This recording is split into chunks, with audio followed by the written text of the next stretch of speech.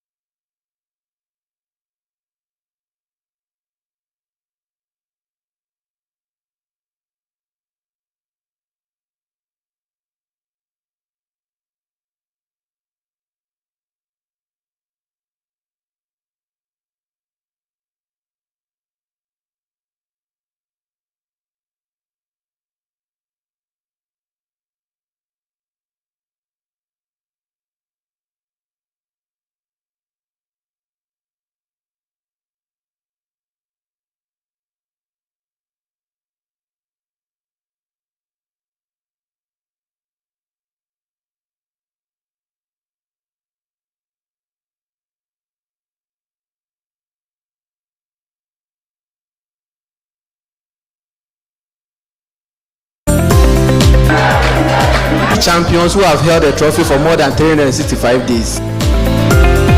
You said you used to test hypothesis. T-test. No, please. Radio frequency identification. Yes.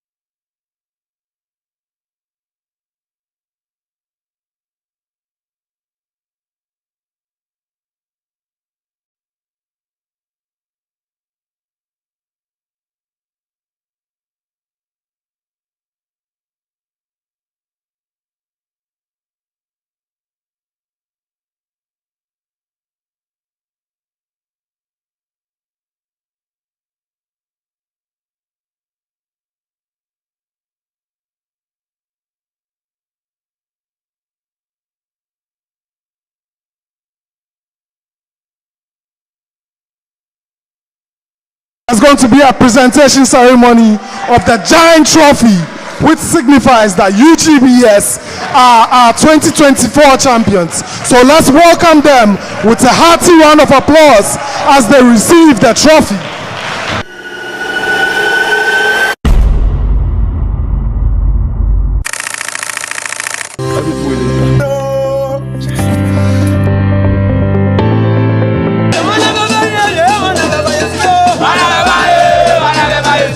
This means a lot. We are super excited. They've really shown professionalism. Improve the experience and compliance. Yes, that is correct.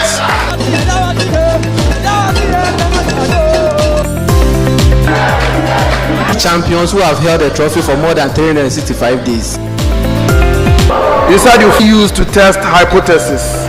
T-test. No, please. Radio frequency identification. Yes. Congratulations, guys. It's not easy. Let a round of applause flow for our 2024 Tertiary Business Science Challenge champions, the University of Ghana Business School.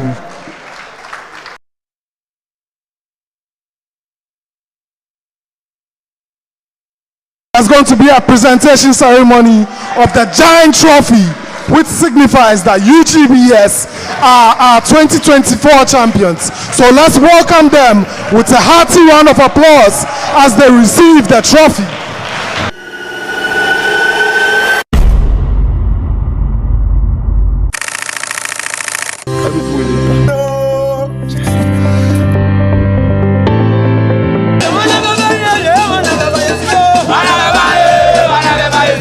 This means a lot. We are super excited. They've really shown professionalism.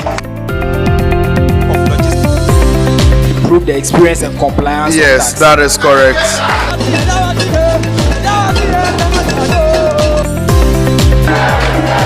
Champions who have held the trophy for more than 365 days. You said you used to test hypothesis. T-test. No, please. Radio frequency identification. Yes.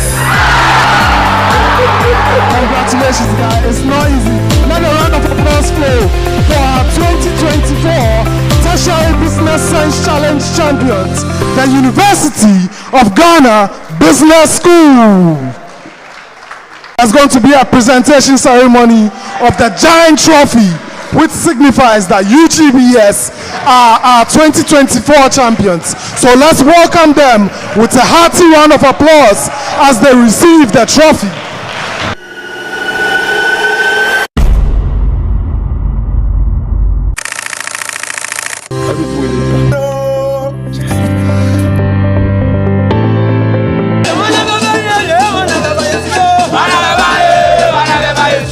This means a lot. We are super excited. They've really shown professionalism.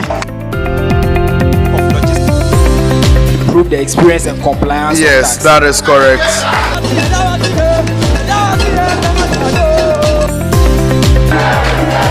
Champions who have held the trophy for more than 365 days.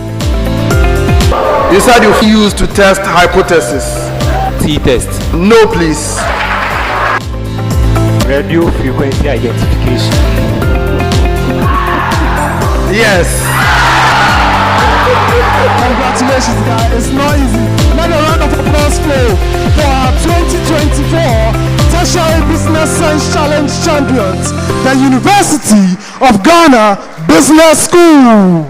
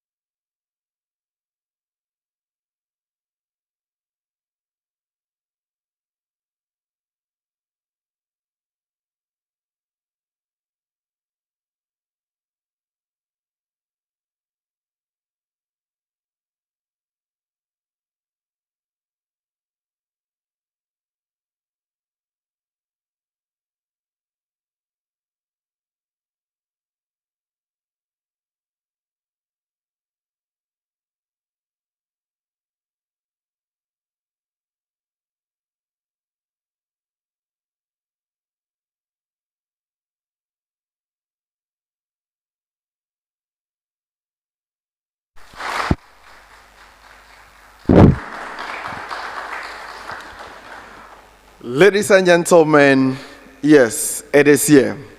The finals for the Northern Zone is here, and I want to specially welcome you all. This is the epic final, one among three great institutions from northern part of the country.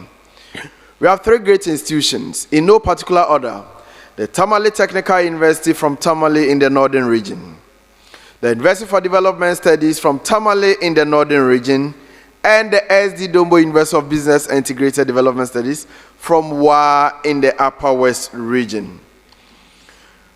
Now, all three schools have survived the early rounds. It is now left with who wins the zone. We have a defending zonal champion, we have a zonal runner-up, and one school that is determined to make it to the national competition this year. Ladies and gentlemen, UDS enters this final with an impressive momentum. They are zonal champions, defending zonal champions for that matter. They won last year, and with that experience and momentum, they were able to make it to the national semi-final. With that same momentum, they are bent on retaining the title for this zone. Will they be able to win it? I have no idea. But they have UBIDS and Tertiary to contend with. For the SDD-UBIDS University of Business and Integrated Development Studies, they were runners-up last year by just a whisker. They nearly won it, but UDS stole it from them. This year, they said they are back for what belongs to them. This promises to be exciting. They also made it to the national semi-final. For that reason, they are no mean pushovers. They have earned the right to be here, and they indeed have a major stake in this contest. Will they be able to win it? That again, I have no idea. They have UDS and Tertiary to contend with. For the Tamale Technical University, last year wasn't the best of years for them. This year, they have shown promise. They have shown that they are capable of rubbing shoulders with the two giants from Tamale and from Wa. They indeed are here to make their mark.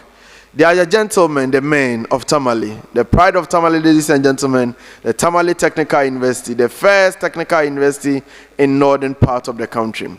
Ladies and gentlemen, without wasting much time, it is my singular honor to invite the 9 gentlemen who want to make a stake of the claim to be the zonal champion. Who wins the bragging rights? Ladies and gentlemen, please join me to welcome the 9 gentlemen on stage.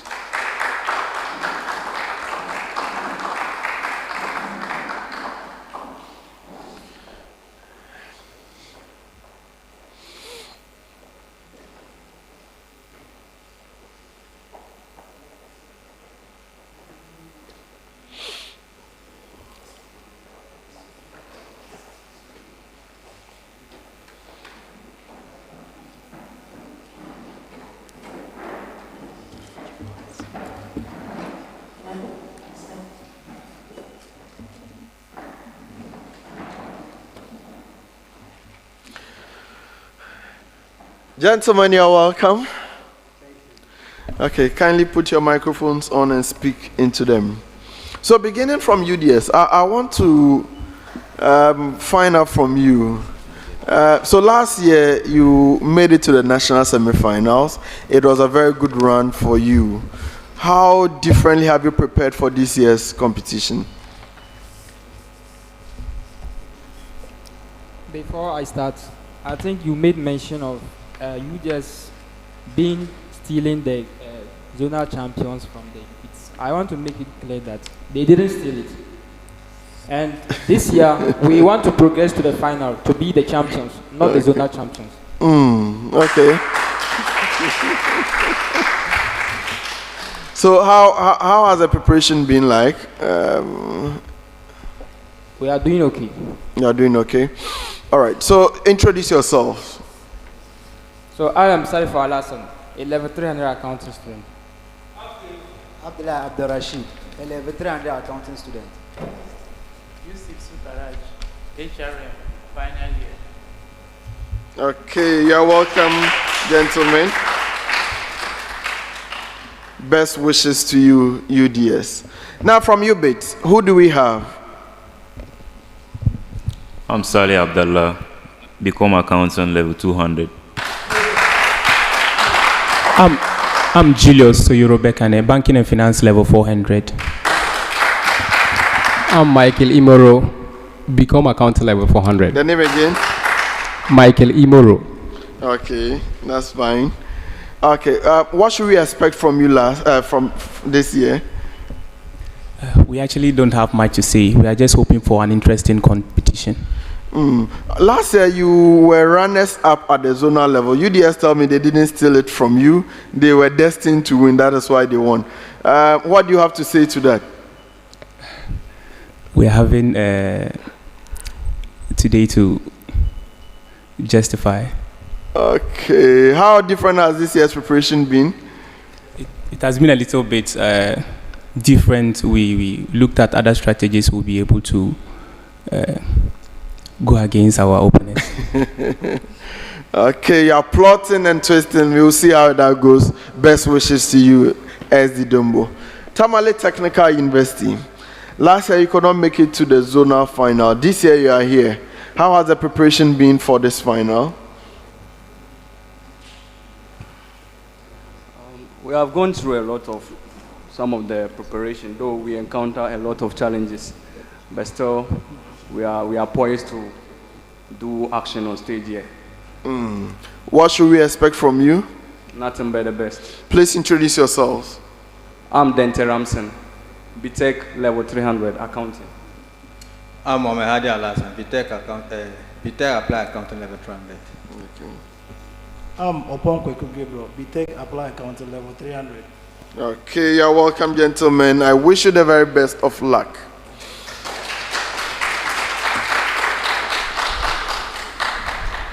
So, ladies and gentlemen, the schools are seated, they are poised. They are all hoping and wishing for the best.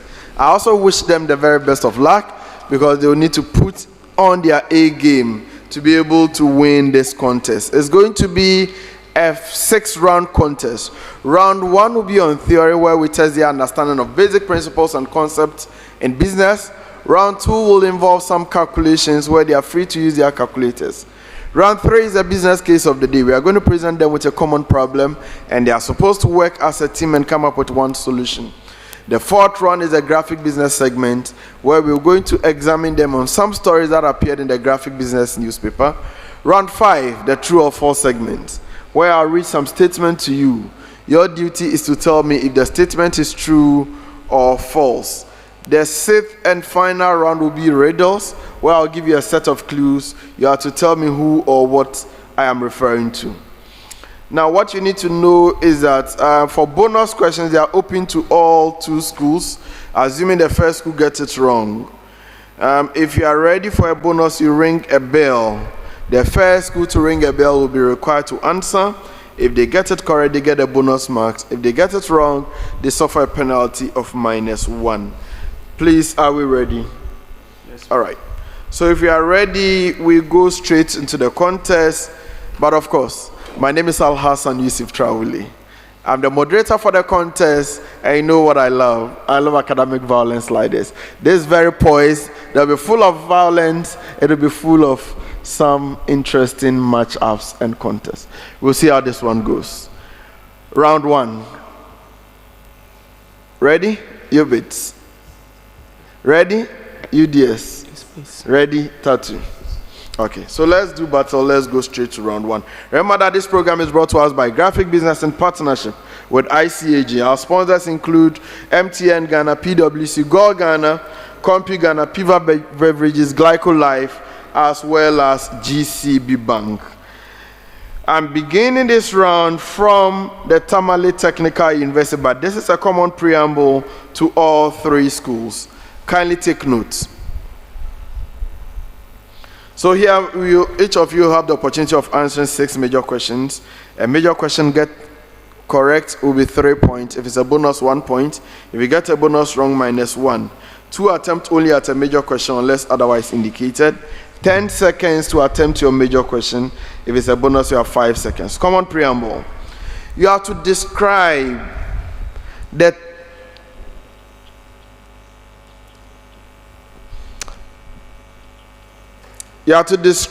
tax treatment of the following transactions in the context of the Income Tax Act, Act 896. Describe the tax treatment of the following transactions in the context of the Income Tax Act of 2015, Act 896. Tamale Technical University, your transaction, a redundancy payment to an employee. Redundancy payment to an employee. What is the tax treatment?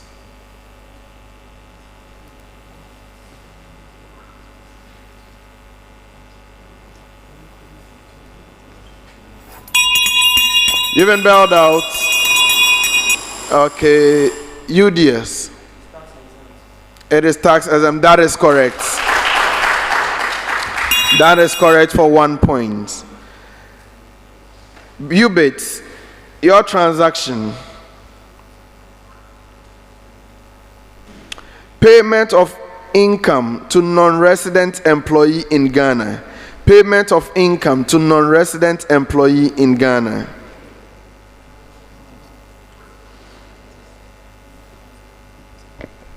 So that is 8% final. I'm not taking that. Your bonus for UDS. 15%. No, that is not correct. Bonus available.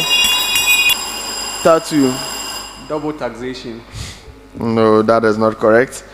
So it is taxed at a flat rate of 25%. 25%. No personal reliefs are applied. Now yours, UDS. Yours is the payment of 2,500 cedi salary for a casual worker in the month of February 2024. Payment of 2,500 cedi salary for a casual worker in the month of February 2024.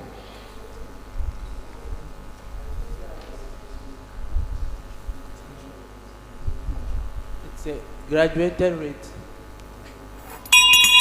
No, I'm not taking that. Bonus It's is 8%. no, you've exhausted, please. Bonus is available. Yes, statue.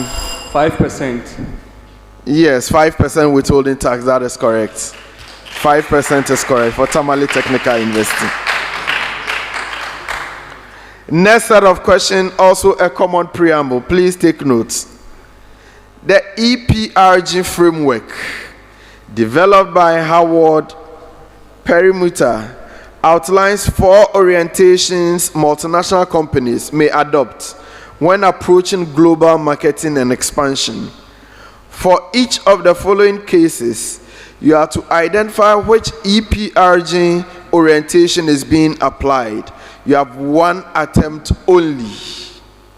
1 attempt only.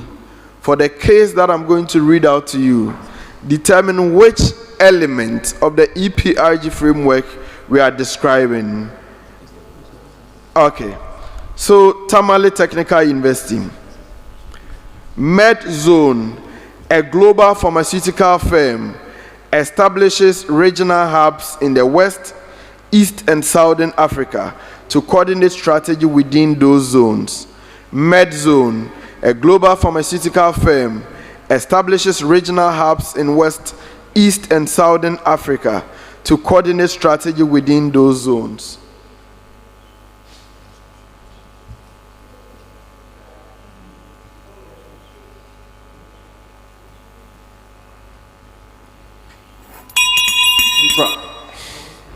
You've been bailed out. Bonus is available.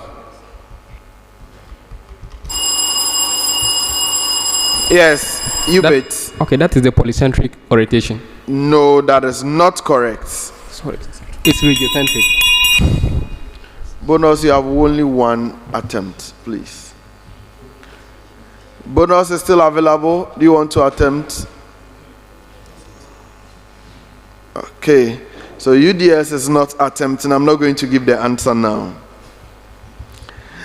UBIDS, your major question.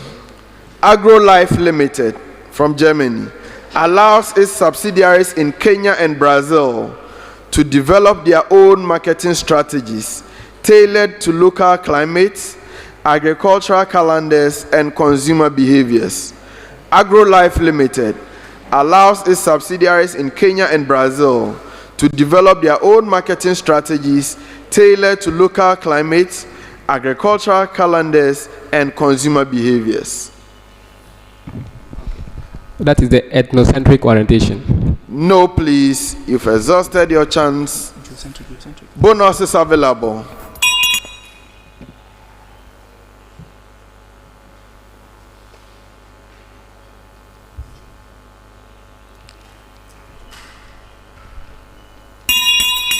All right. So I will not give the answer now.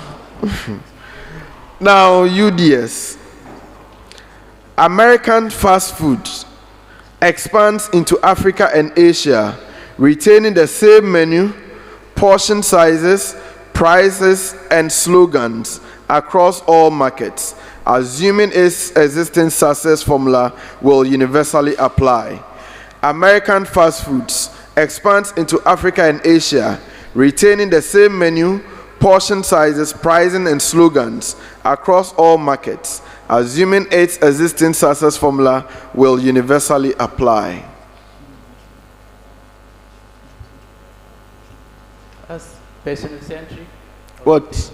Personocentric. No, that is not correct. Group. You have one attempt only. Bonus is available. UBIDS. So we have the geocentric. No, that is not correct. It is actually ethnocentric. Ethnocentric. UBIDS, yours was polycentric. And Tattoo, yours was regiocentric. So you were mixing them up, UBIDS. For our next set of questions, I'm going to begin with SD Dombo. Common preamble to the three of you. You are to identify the type of financial swap being used in the following scenario and justify your answer briefly.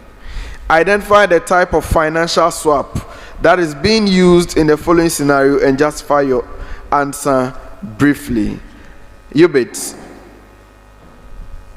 A beverage manufacturer is concerned about the rising cost of sugar. It enters a contract to pay a fixed price for sugar and receive payments tied to the actual market price. A beverage manufacturer is concerned about the rising cost of sugar.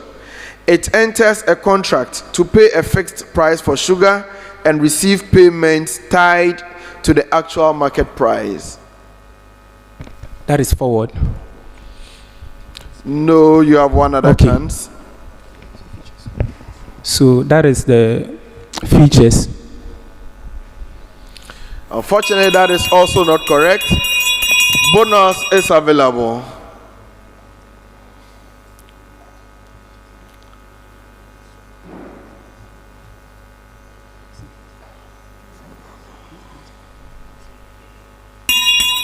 I'll give the answer now. None of you rang the bell. UDS. A Ghanaian company borrows 5 million euro from a European bank at 3% interest, but earns most of its revenue in Ghana cedi. To manage exchange rate risk, it enters into a swap to exchange euros for cedis and agrees to pay interest in cedis while receiving euros.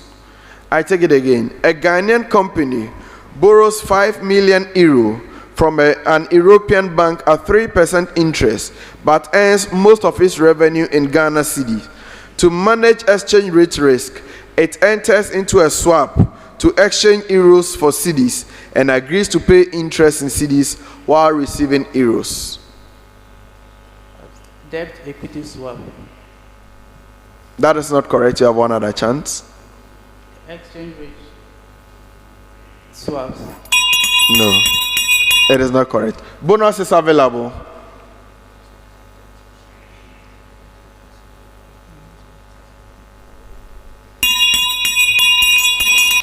I'll give the answer now.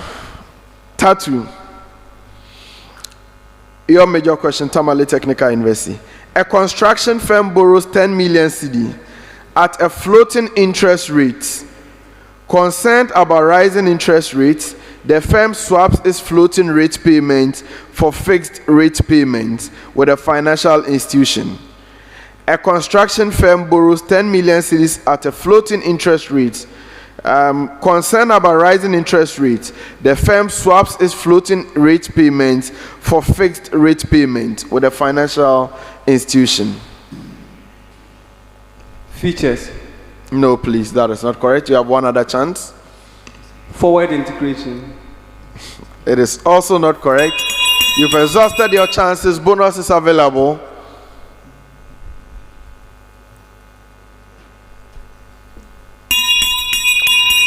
Also bailed out. So it is interest rate swap.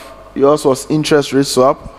UBIDS, yours was commodity swap, the sugar scenario. And then for UDS, currency swap. I'm surprised you don't know this. What? No, please. No. All right. Next set of questions. UBIDS. Okay, let's do something.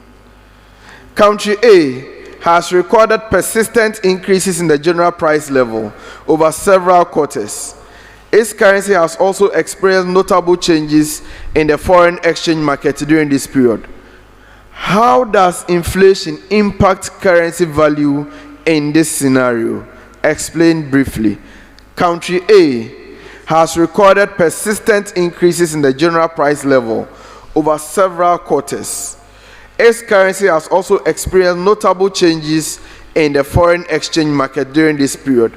How does inflation impact currency value in this scenario? Explain. Okay, so persistent increase in prices of goods and services in an economy poses a negative indication into the economy. And with comparing it to exchange rate, this tries to devalue the amount of, let's say, if they are dealing with exports of goods and services. It means that the country is going to import goods from a different currency at a very higher rate, and this in turn will increase more prices of goods and services in the economy. So that's the relation. That's fine, I'll take that.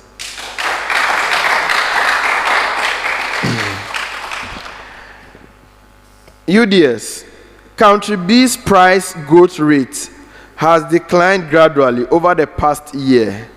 Market observers have also noted shift in exchange rate behavior during this time. How does disinflation impact currency value in this scenario? Country B's price growth rate has declined gradually over the past year. Market observers have also noted shift in exchange rate behavior during this period. How does disinflation impact currency value in this scenario? Explain.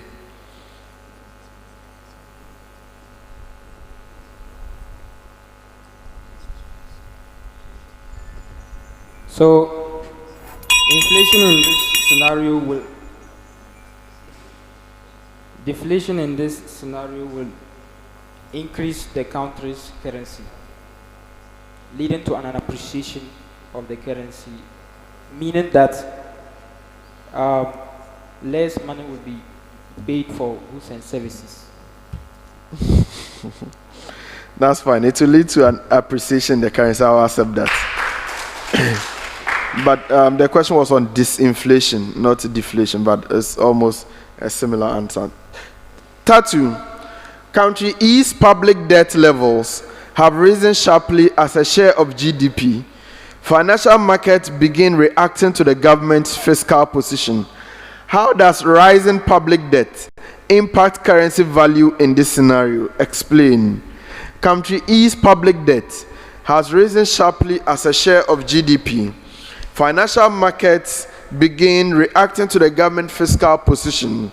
How does rising public debt impact the currency value in this scenario? Explain your answer. Tattoo.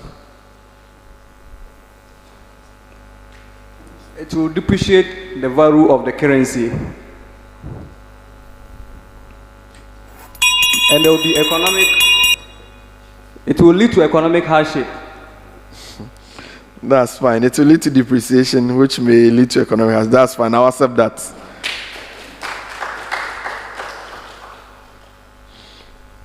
All right. So let's do this. This time we are beginning from UDS. Common preamble to all three schools. Please take note. Common preamble. You are to tell me the form of non-verbal communication that is most significant. The key word is most significant in this scenario, and how does it influence the message? Please, did you get the preamble? What form of non-verbal communication is most significant in this scenario, and how does it influence the message? Explain briefly. UDS. During a project update, a team member says everything is under control, but his voice is shaky and his tone is unusually high. What form of nonverbal communication is most significant in this scenario? How does it influence the message? Explain. Shall I give you the scenario again? During a project update, a team member says everything is under control, but his voice is shaky and his tone is unusually high. As gestures. And that is technical because it's re-emphasized what he's saying. But in this case, he's not sure. So we're just trying to give assurance. That is not acceptable to me. Bonus is available.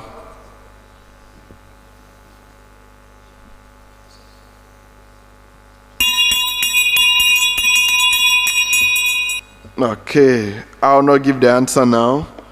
Your major question, tattoo.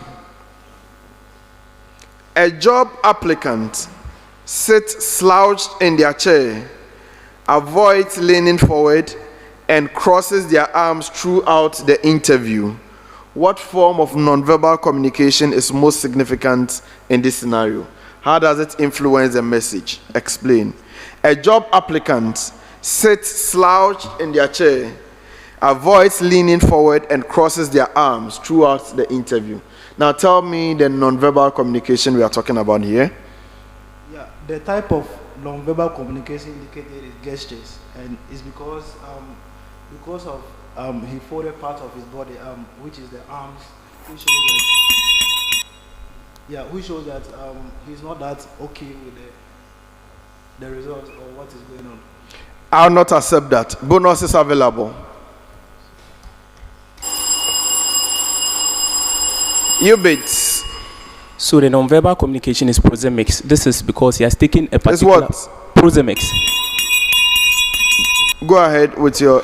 So prosemics, because prosemics depicts the position and distances used in nonverbal communication. I'll not accept that. I won't accept that. I'll explain. Your opportunity, UBIDS. A supervisor stands very close to an employee while delivering critical feedback, causing the employee to lean backward uncomfortably. You have to tell me the nonverbal communication that is most significant in this scenario. A supervisor stands very close to an employee while delivering critical feedback, causing the employee to lean backward uncomfortably. What is the nonverbal communication that we are talking about here? So the nonverbal communication we are talking about here is prosemics, because of the position of the supervisor giving the information. Yes, that is correct. Prosemics is correct. I believe you now see the difference between this one and the interview question. With the interview question, it was all about body language. Okay? Not necessarily about... We spoke about three things here.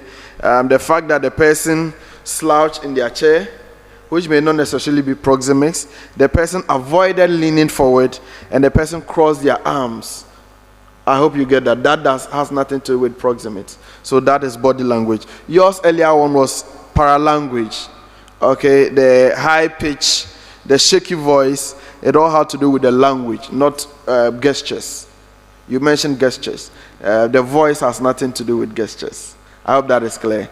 So our last set of questions for this round, ladies and gentlemen, also a common preamble. We are doing some business and corporate law. You have to identify, we are beginning with you, UDS. Identify the type of consideration. I believe we know about consideration. Identify the type of consideration that is illustrated in the scenario and explain how it applies with reference to contract law principles. UDS. Kwame helps his neighbor Na fix her leaking roof without being asked. A week later, Na promises to give Kwame 500 cedis for his help. She later refuses. You have to identify the type of consideration in this scenario and explain how it applies. Kwame helps his neighbor Na to fix her leaking roofing without being asked to do that. A week later, Na promises to give Kwame 500 cedis for his help. Na later refuses. You have to identify the type of consideration that we are describing here. Executed. This is because one party has already performed its obligations. That is not correct. You have one last chance. Past consideration. That is because the party has already performed and a promise is yet to be made. Yes. Tattoo. Akosia transfers ownership of a plot of land to her cousin for 1 Ghana cedi as a symbolic gesture. A formal deed is signed. You have to identify the type of consideration in this scenario. Akosia transfers ownership of a plot of land to her cousin for 1 cedi as a symbolic gesture. A formal deed is signed. You have to identify the type of consideration in this scenario and explain how it applies. The type of consideration in this scenario is present. Is what? Present. Present. Yeah. And it's because the obligation, like it's being done and it's being accepted at the same time. No, that is not correct. UDS. It's executed because the party has already made an advanced consideration before the act is being performed. No.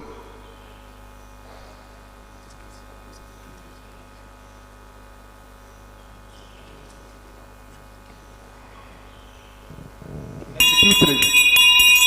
Please. Bonus, you have 1 attempt only. All right, so I'll give the answer later. UBIDS. A software company promises to pay a bonus to its developers if the product launch achieves 100,000 downloads in the first month. Identify the type of consideration in this scenario and explain how it applies. A software company promises to pay a bonus to its developers if the product launch achieves 100,000 downloads in the first month. Identify the type of consideration and explain how it applies. So the type of consideration is executory. This is because the promise is the consideration is yet to be fulfilled. That is not correct. You have 1 other chance. Okay, so we have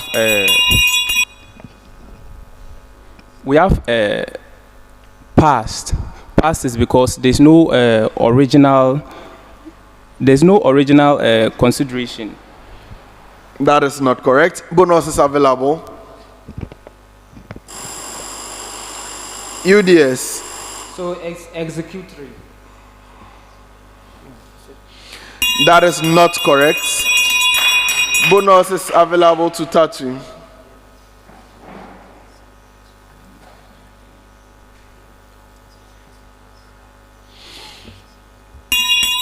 Okay, so from your answers, it appears to me that you are aware of just 3 types of considerations. All your answers have centered around past, executed, executory. There are other types of consideration, like nominal consideration. In the case of the 1 cedi that was paid, nominal consideration is when you give something so little. The person gave a plot of land and they are giving 1 cedi for that plot of land as your consideration. It is so insignificant as compared to the value of the item that is being exchanged. We call that a nominal consideration. The one I just read is a conditional consideration. Conditional is also a type of consideration. A consideration that is given only if some circumstances come up. So here we're saying that the software companies promises to pay a bonus if they achieve something. And that's a conditional consideration. So on that note, we come to the end of round one. Please show some love.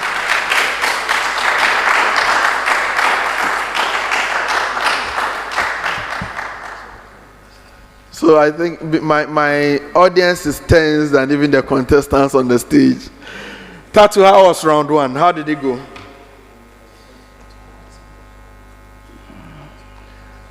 It's fine though, but that's not what we are expecting. We are hoping to do better. Are we on track? No. UBIDS, are we on track? We are still waiting. You are still waiting. Waiting for who? Okay, UDS, how is it going so far?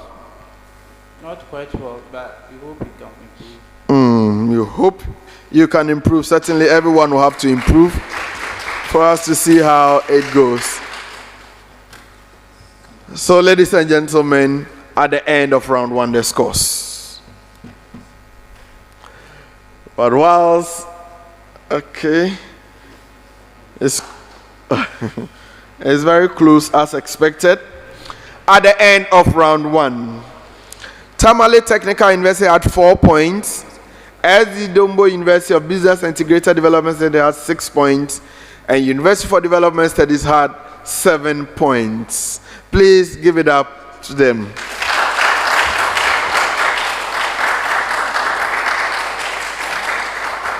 We are going into round two, calculations. This round, I'm going to begin with you, Dombo, because we started the round one with Tatu. So please take notes.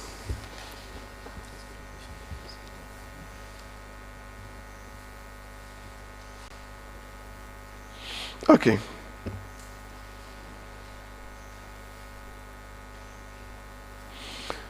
UBIDS, a market has the following demand and supply functions. The demand function is 80 minus 2p. Supply function 20 plus 2p. The government imposes a price ceiling of 10 cedis in this market. You are required to calculate the dead weight loss that results from this intervention. A market has the following demand and supply functions. The demand function is 80 minus 2p. Supply function is 20 plus 2p. The government imposes a price ceiling of 10 cedis in this market. You have to calculate the dead weight loss that results from this government intervention. UBIDS.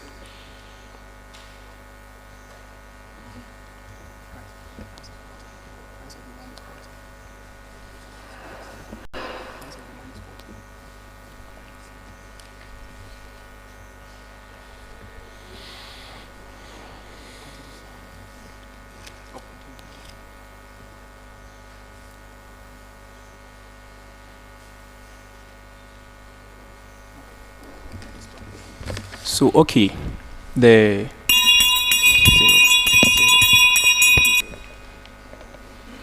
okay, Julius, so talk. We have the death weight lost to be 200. That is not correct, even bailed out already. Bonus is available.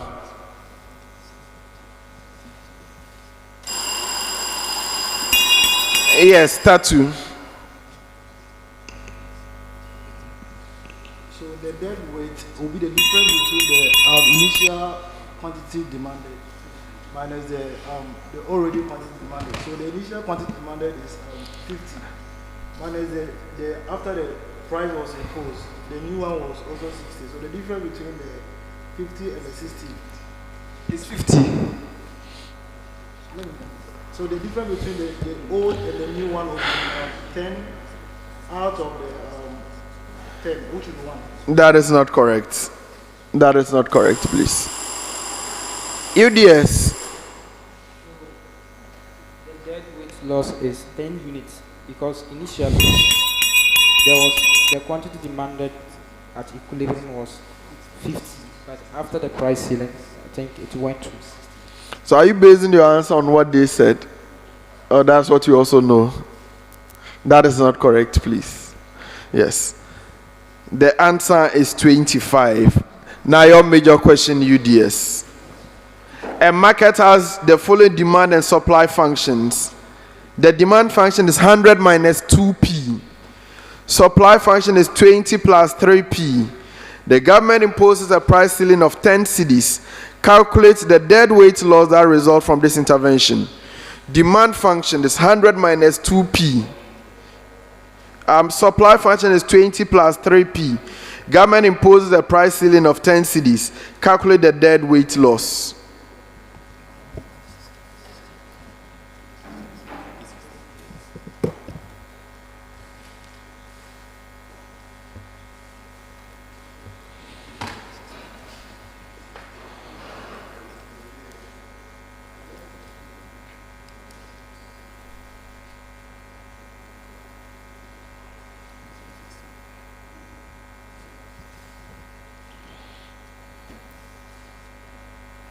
So the initial quantity at equilibrium, which is 68, and I need a final answer, not series of answers.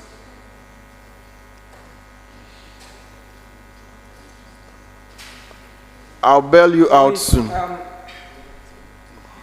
The dead weight loss is Okay. the dead weight loss is 20. That is not correct, even bailed out. Bonus is available.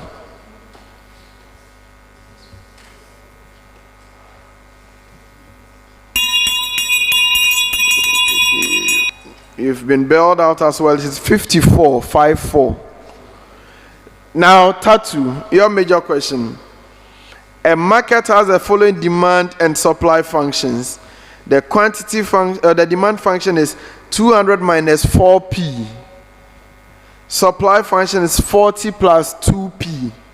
The government imposes a price floor of 30 cedis. Calculate the dead weight loss caused by this government intervention. The demand function is 200 minus 4p. Supply function is 40 plus 2p.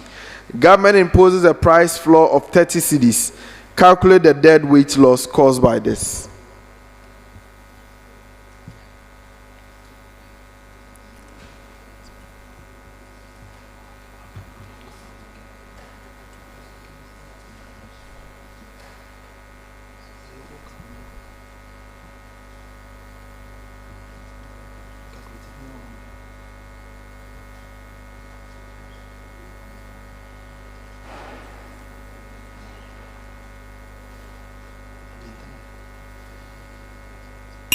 So it will be 35. No, that is not correct. Even bailed out. Bonus is available.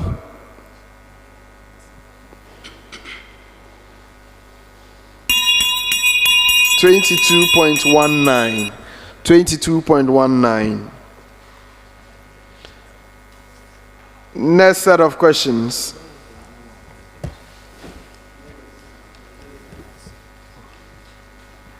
Still beginning with UBIDS. A company has a dividend payout ratio of 60% and a return on equity of 15%. The company's growth rate is expected to be 9%. Calculate the sustainable growth rate and determine if the company's dividend payout ratio is sustainable. A company has a dividend payout ratio of 60% and a return on equity of 15%. The company's growth rate is expected to be 9%. Calculate the sustainable growth rate and determine if the company's dividend payout ratio is sustainable.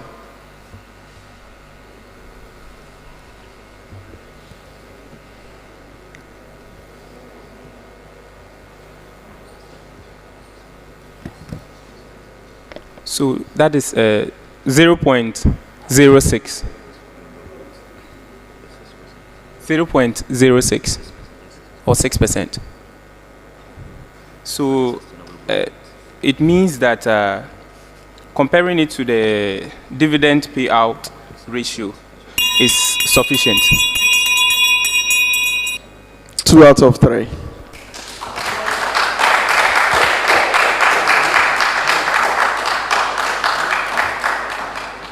It will be in your own interest to listen to the question well before you begin working. UDS. A company has a dividend payout ratio of 50% and a return on equity of 12%. The company expects a growth rate of 7%. Calculate the sustainable growth rate and determine if the company's dividend payout ratio is sustainable. A company has a dividend payout ratio of 50% and a return on equity of 12%. The company expects a growth rate of 7%. Calculate the sustainable growth rate and determine if the company's dividend payout ratio is sustainable.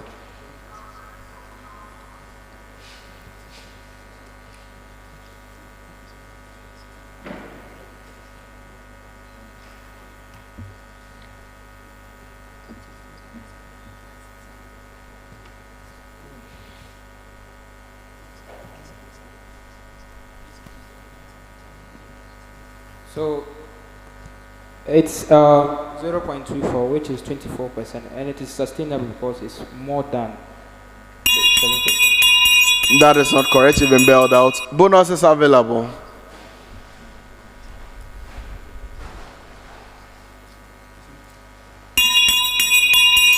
Okay, so it is 6%. The growth rate is higher, so it is not sustainable. Tattoo. A company has a dividend payout ratio of 30% and a return on equity of 20%. The company's growth rate is expected to be 8%. Calculate a sustainable growth rate and determine if the company's dividend payout ratio is sustainable. A company has a dividend payout ratio of 30% and a return on equity of 20%. The company's growth rate is expected to be 8%. Calculate the sustainable growth rate and determine if the company's dividend payout ratio is sustainable. Tamale Technical University.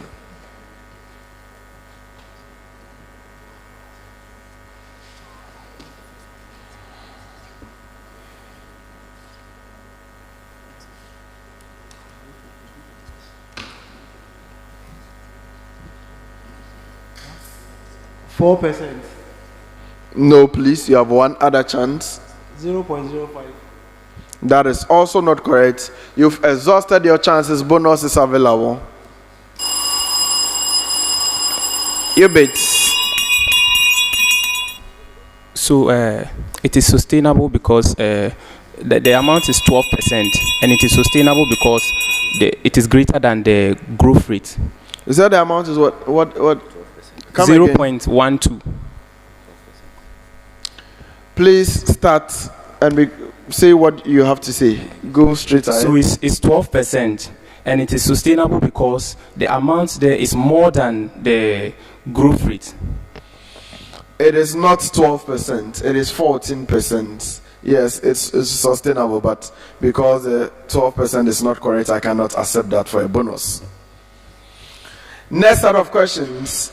This time we are beginning from UDS for our next set of questions. A retail store offers a 25% discount on a product that is priced at 200 cedis. The customer base consists of two distinct groups. Group A, 60% of all customers. The purchase likelihood with the discount is 12%. Group B, 40% of all customers. Purchase likelihood with discount is 6%. If 500 customers visit the store, calculate the expected total revenue from sales of the discounted products. Let me take it again. A retail store offers a 25% discount on a product that is priced at 200 cedis. The customer base consists of two distinct groups. 60% of all customers, that is group A, their purchase likelihood with a discount is 12%. Then there's group B, which is made up of 40% of all customers with a purchase likelihood with discount of 6%. If 500 customers visit the store, calculate the expected total revenue from sales at the discounted price.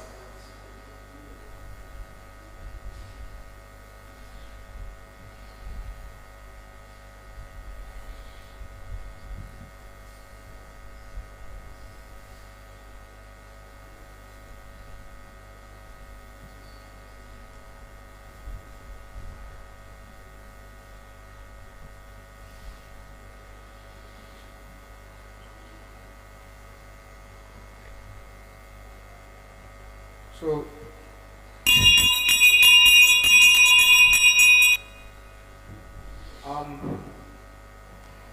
the total revenue will be Okay. The total revenue will be 7,296. Yes. But please. No, we cannot accept this as a strategy on TBSC. If you begin to answer, maximum 5 seconds. If you haven't given an answer, we will declare it as a bonus. I hope we are okay. Tattoo. A store offers a 30% discount on 100 CD product. Group A, 70% of 600 customers. The likelihood of purchase is 20%. Group B, 30% of the customers, that is the 600 customers, 10% likelihood of purchase. Calculate the expected total revenue. I take it again. A store offers a 30% discount on 100 CD products. Group A, 70% of 600 customers, 20% likelihood of purchase. Group B, 30% of customers, 10% likelihood of purchase. Calculate the expected total revenue.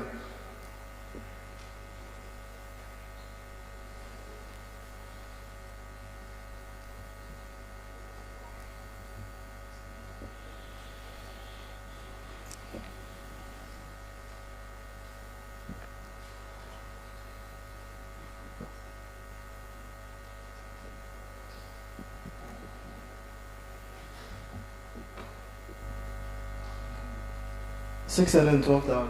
No, please, you have one other chance. You've been bailed out. Bonus is available.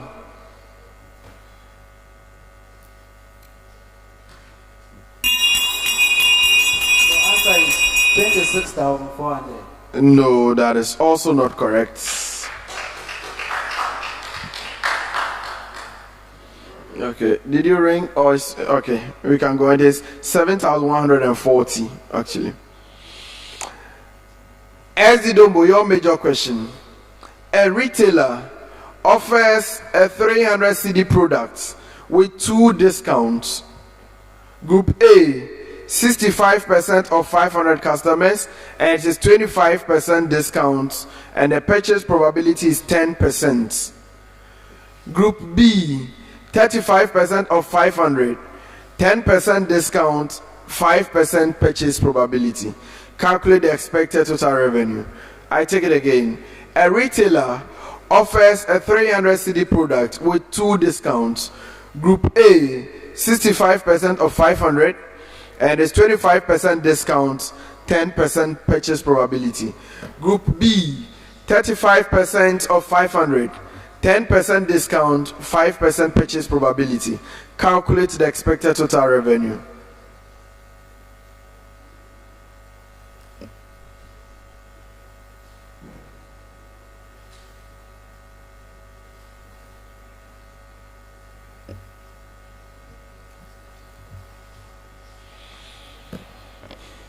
So we have 3,100. No, you have one other chance. Okay, so we have 7,800. That is also not correct. Bonus is available.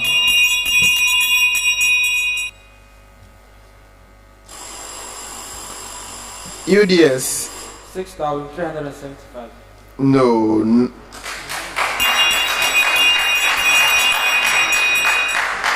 Tatu, do you want to take up the bonus? 9,675. 9,675. All right.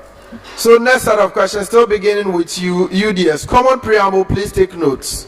Common preamble to all three schools. From the data that I'm going to give to you, calculate three things. We have one, the budget warrant out 10 in cedis. Budget warrant out 10 in percentage. And then the warrant burnout rate in percentage. Please, did you get a preamble? From the information I'm going to give to you, calculate three things. One, the budget warrant out 10 in cedis, budget warrant out 10 in percentage, and the warrant burnout rate in percentage. Beginning with you, UDS. Annual appropriation 30,000.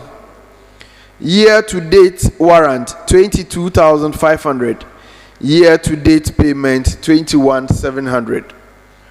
Annual appropriation 30,000. Year to date warrant 22,500. Year to date payments 21,700.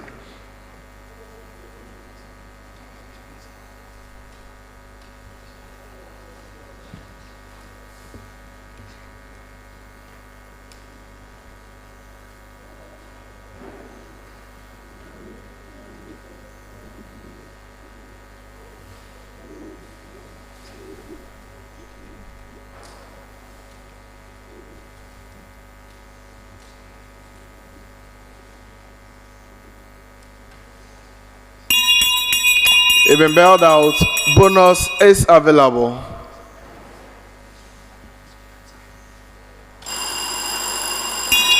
Tamale Technical University. We have the budget warrant out 10 to be 7,500, and its percentage is 25%. And then the warrant burnout rate is 103.68%. For a bonus, I'm not going to accept that. You got some of the figures correct. Maybe I should just mention, yes, 7,500 is correct, 25% is correct, the burnout rate is 96.44%. That is the only one you got wrong. For a bonus, I'm not going to accept. For yours, tattoo, the annual appropriation is 7,000. Year-to-date warrant, 5,250. Year-to-date payment, 5,100. Annual appropriation, 7,000. Year-to-date warrant, 5,250. And year-to-date payment, 5,100.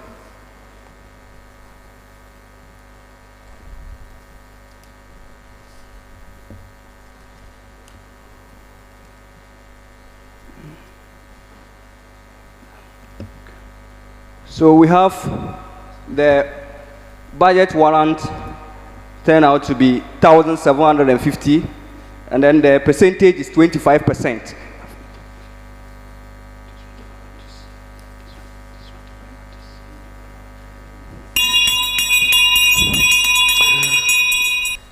Okay, you've been bailed out. So 2 out of 3.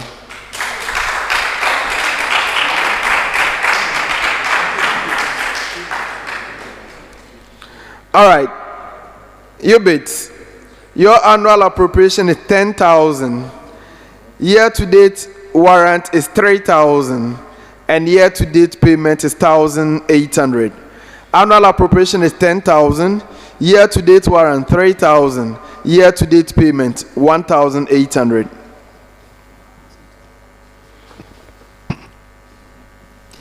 So the amount is 2,500. The percentage is 25%, and the last one is 18%. That is not correct. You have one other chance. Okay. So we have 2,500 for the budget warrant in cedis. Then we have 25%, and we have 82% for the warrant burnout rate. No, I'm not taking that. Bonus is available. Tattoo. So we have the budget warrant to be 7,000, and the percentage is 70%. And then the warrant burnout rate is 60%. Yes, that is correct.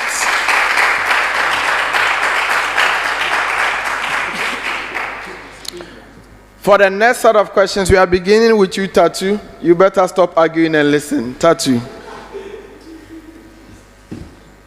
Next set of questions. All right. So we are beginning with you, Tatu. A retailer records the number of items sold per week over 5 weeks. 45, 50, 55, 60, 65. You have to calculate the range, variance, and standard deviation. I take it again. A retailer records the following number of items sold per week over 5 weeks: 45, 50, 55, 60, and 65. Calculate the range, variance, and standard deviation. The variance is 50. The standard deviation is 7.07, and the range is 20. Yes, that is correct. UBIDS. A company's daily website visits over 5 days recorded as follows: 180, 160, 200, 190, 170. Calculate the range, variance, and standard deviation. A company's daily website visit over 5 days: 180, 160, 200, 190, 170. Calculate the range, variance, and standard deviation.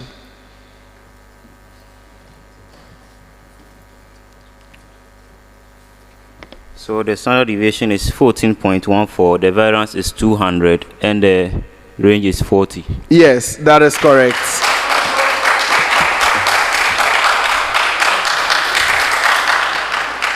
UDS.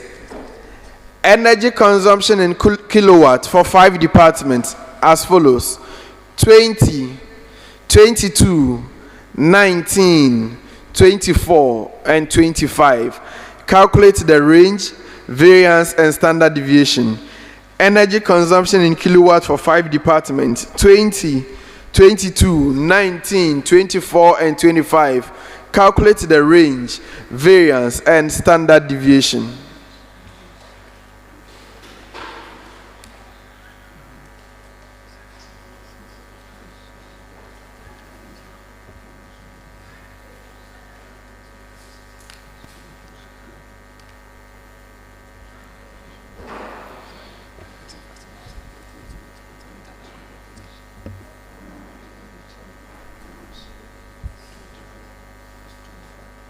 So the variance is 2.28.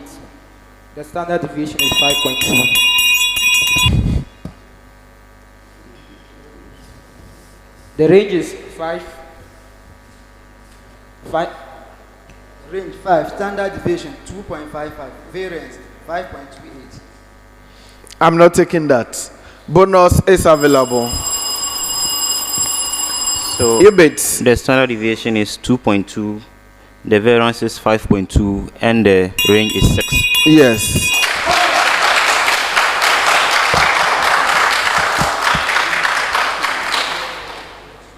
I hope you've seen your mistake. So he started and even mixed them up. He gave the answer for standard deviation as variance, and so you mixed them up. But in the end, so last set of questions for this round. Last set of questions, beginning with Tatu. Let's do some taxation to wrap things up. Please. APK Manufacturing Company Limited rented, I'm with you, Tatu, rented 2 office idle buildings to 2 resident persons. The first building was leased for an amount of 1,000 cedis per month for 2 years to GDB Bank. The bank accommodated Mr. Kwe, a staff in that house. The second building was rented for an amount of 1,500 cedis per month for 5 years to PCD Limited for its business activities. Compute how much rental tax APK will pay to the GRA for the first year. I take it again. APK Manufacturing Limited rented 2 of its idle buildings to 2 resident persons. The first building was leased for an amount of 1,000 cedis per month for 2 years to GBD Bank. The bank accommodated Mr. Kwe, a staff, in that house.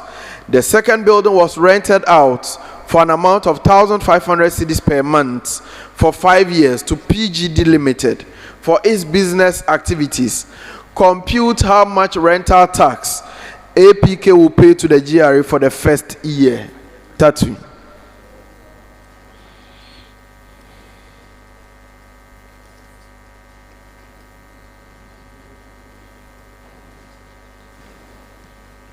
So the rental tax, the total will be 3,660. Yes, that is correct.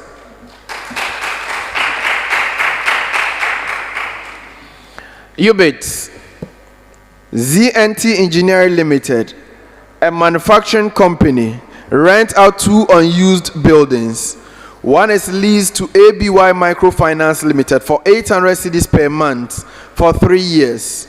The building is used to house staff. The other is rented to J&A Trading Company for 2,000 cedis per month for 2 years for office operations. Calculate the total rental income tax payable by ZNT Limited for the first year. I take it again. ZNT Engineering Limited, a manufacturing company, rent out 2 unused buildings. One is leased to ABY Microfinance Limited for 800 cedis per month for 2 years or for 3 years. The building is used to house staff.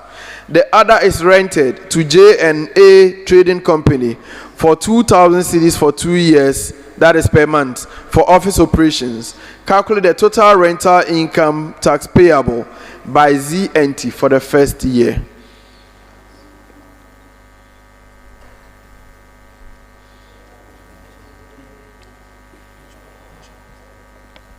$33,600. Come again. 33,600. No, that is not correct. You have one other chance. Okay, 3,888. That is also not correct. Bonus is available. Yes, Tatu. 1,128. No, unfortunately, that is not correct. Bonus is still available to you, UDS. Do you want to take it up? Okay. 4,368. 4,368. Now for you, UDS, your major question.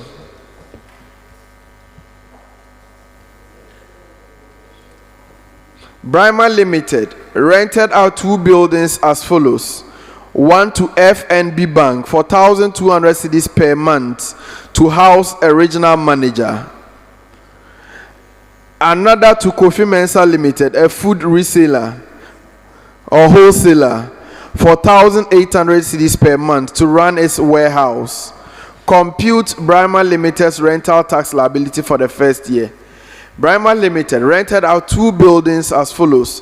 One to FNB Bank Limited for 1,200 cedis per month to house a regional manager. Another to Kofi Mensa Limited, a food wholesaler, for 1,800 cedis per month to run its warehouse. Compute Brahma Limited's rental tax liability for the first year.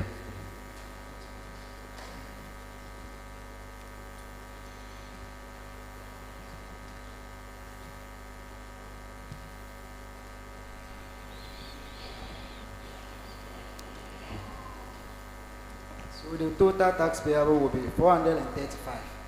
No, it is not 435. You have one other chance. 3,024. That is also not correct. Bonus is available. Tamale Technical University. 5,400. No. 4,392. 4,392 is what I was expecting. On that note, we come to the end of round 2.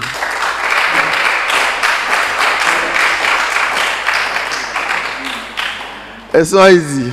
Not at all. UBIDS, how is it going? Especially the round 2. How do you see it? So, UBIDS. the round 2 weren't able to get most of the things. We are hoping that the next one will always be better. UDS, how did you see the round 2? Things didn't go as planned, but we are hoping to get better. Okay, Tattoo, how was the round 2? We'll do better. Certainly you have to do better because we are entering into round 3 soon once we declare the results. But before then, we'll go for a very quick commercial break. We'll be right back to declare the result for round 2. Life is a celebration of moments. Big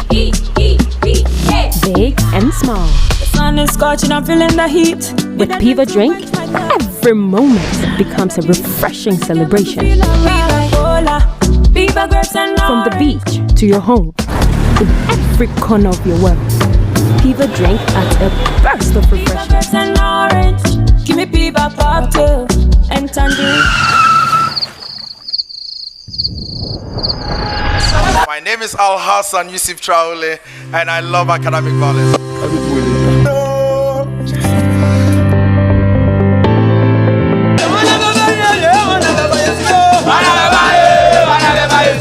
This means a lot. We are super excited. They've really shown professionalism. Improve the experience and compliance. Yes, that is correct.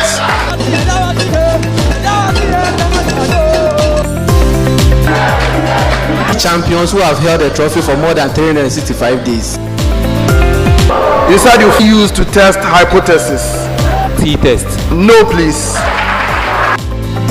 Radio frequency identification. Yes.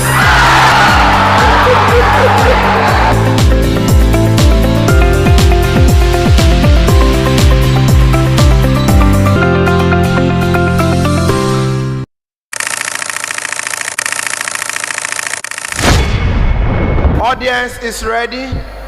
Studio audience, I must say, are gingered up. Last quarterfinal contest for day 1 is upon us.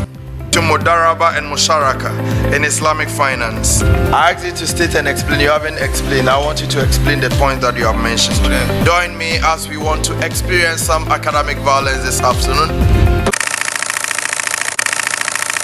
Team Gamma, 8 members with individual coding speed of 11 tasks per day, operate at 80% efficiency. Determine how many days each team will take to complete the project. Back if you should lose this one. A place at the semi-final is what is at stake. You are tempted to school. Bonus for Central University. On that note, we come to the end of round 4A, ladies and gentlemen. Next set of questions, University of Education, Winneba. The 2024 edition of the Tertiary Business Science Challenge has finally come to an end. How do you assess your own performance? My name is Al Hassan Yusuf Traore, and I welcome you all to join in this violence. There's going to be a presentation ceremony of the giant trophy, which signifies that UGBS are our 2024 champions. So let's welcome them with a hearty round of applause as they receive the trophy.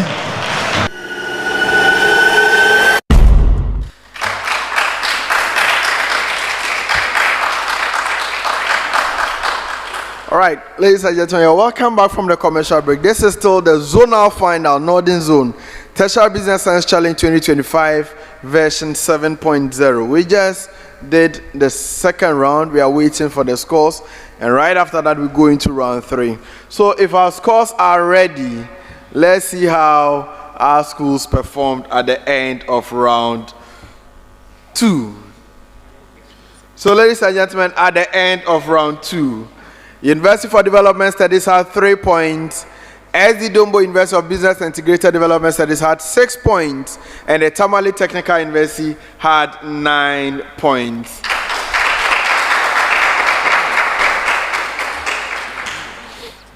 Okay, so we are going into round 3. Round 3 is the business case of the day. In this round, we are giving all 3 schools a common problem, and they are supposed to work as a team and come up with one solution, which will be compared with what we have. Now, because it's a zonal final, The business case will be for 7 minutes because it is something that we believe you can do within that time. Please take out your business case. Let us read together.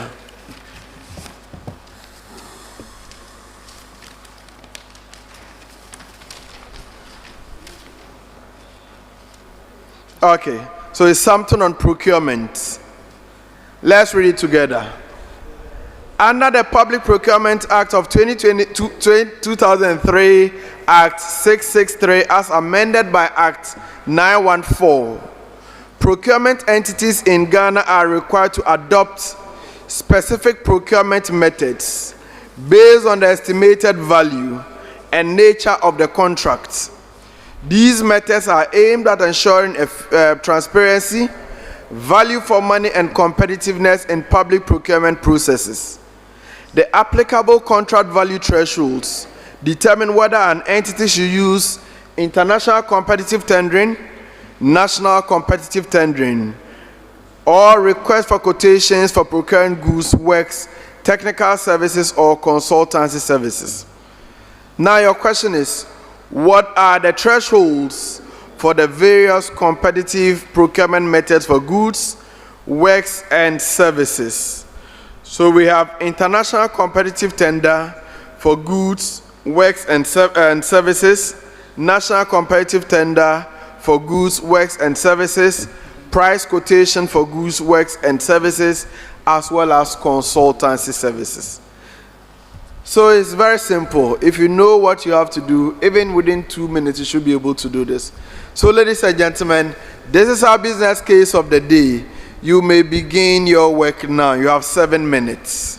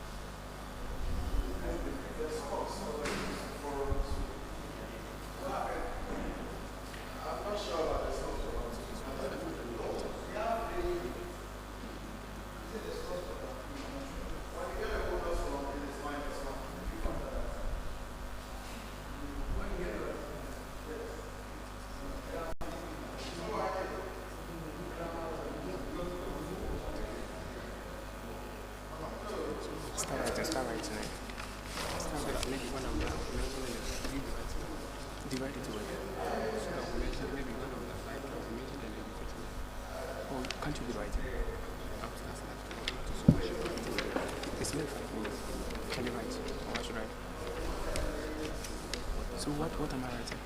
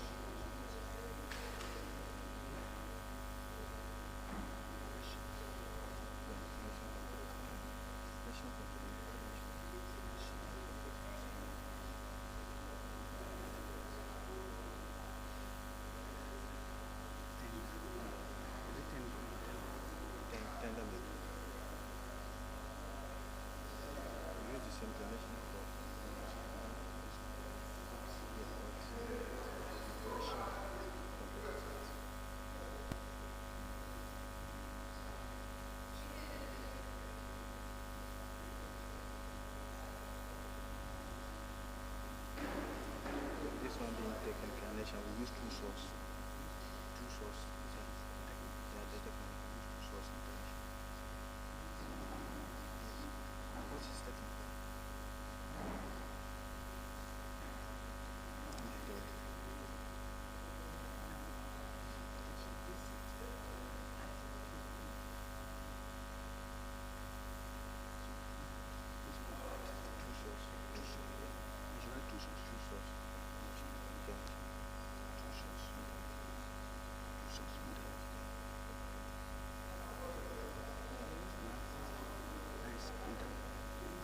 What is inside there? Two sources on there. Now let's read consultants. Technical.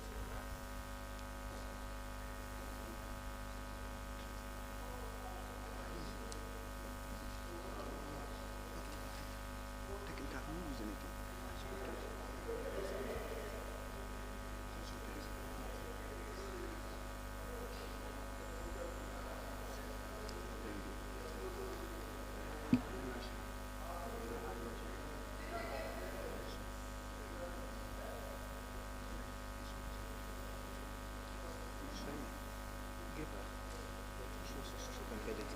It's under competitive method.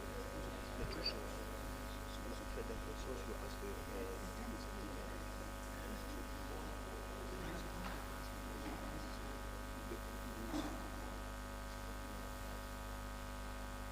single source.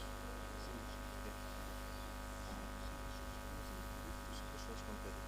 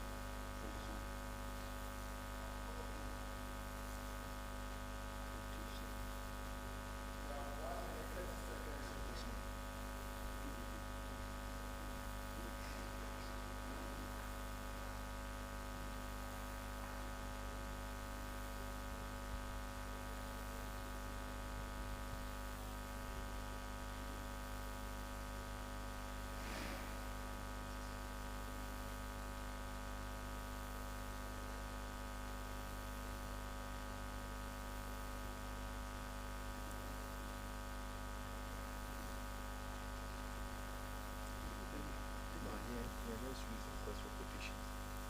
This one. Request for quotation. Give. Change this one to request for quotation. This is This is the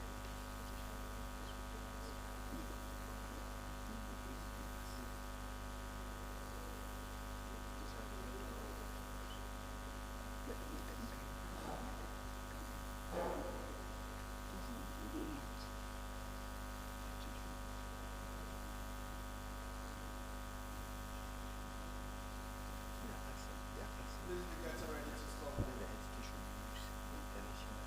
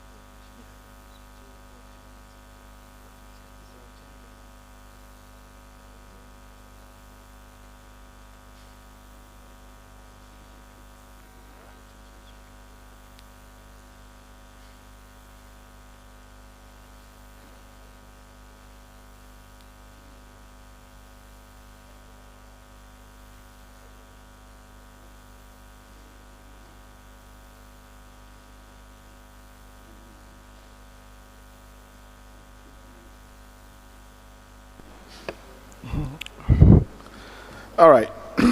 So this was very fast. It was quite straightforward. If you're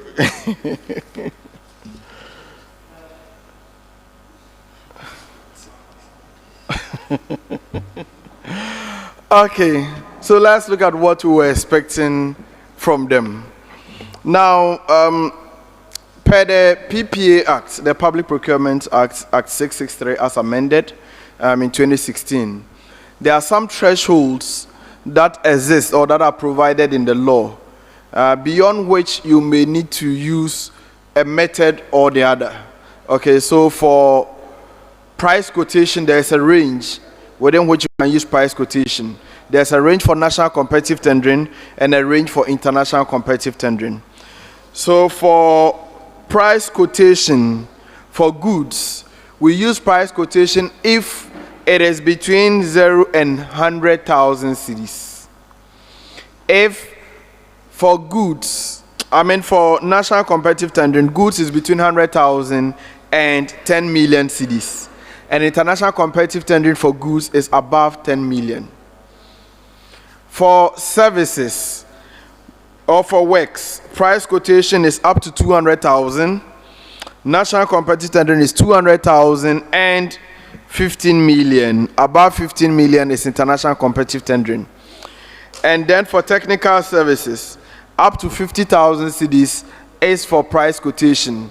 Between 50,000 cedis and 5 million cedis is national competitive tendering, and above 5 million cedis is international competitive tendering. So if you're able to state each of these, 1 mark each. For the last one, the consultancy service, there's no threshold indicated in the act. So that should give you 10 points. Now let's look at what you did. So it's very simple. That's why we gave you 7 minutes, because if you know, you know. If you don't know, we can even give you 30 minutes and you know what. Beginning from UBIDS. So they presented 2 sheets. That's why I'm starting with them.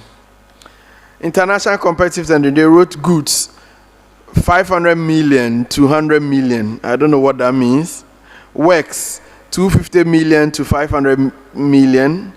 Technical service above 1 billion.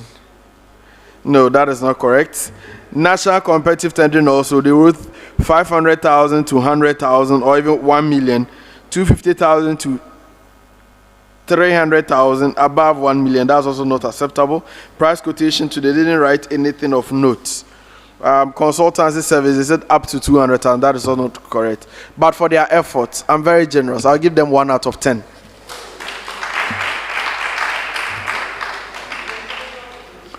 UDS didn't do anything better than what UBIDS did. They also wrote international competitive tendering for goods. They wrote 10 million, works 20 million, technical services 500,000. National competitive tendering, they wrote 200,000 to 10 million for goods, 200,000 to 20 million for works, 15,000 to 50,000 for services. Not acceptable. Price quotation, goods 100,000 to 1 million. 250,000 to 20 million, 150,000 to 500,000, and consultancy services 350. They also did not get any of them, but for their effort, I give them 1 out of 10.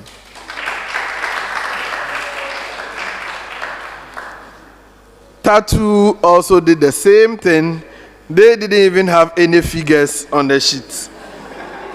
They were listing methods for me. For goods, they wrote competitive tendering, works competitive, technical, request for quotation, etc. I'm not accepting any of those, but for their effort, I give them 1 out of 10.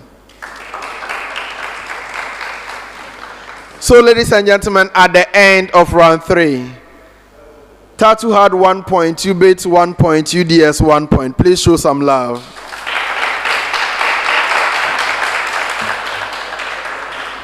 We are going into round 4, but the schools want to effect some substitutions. Please, you may do so now in the next 30 seconds.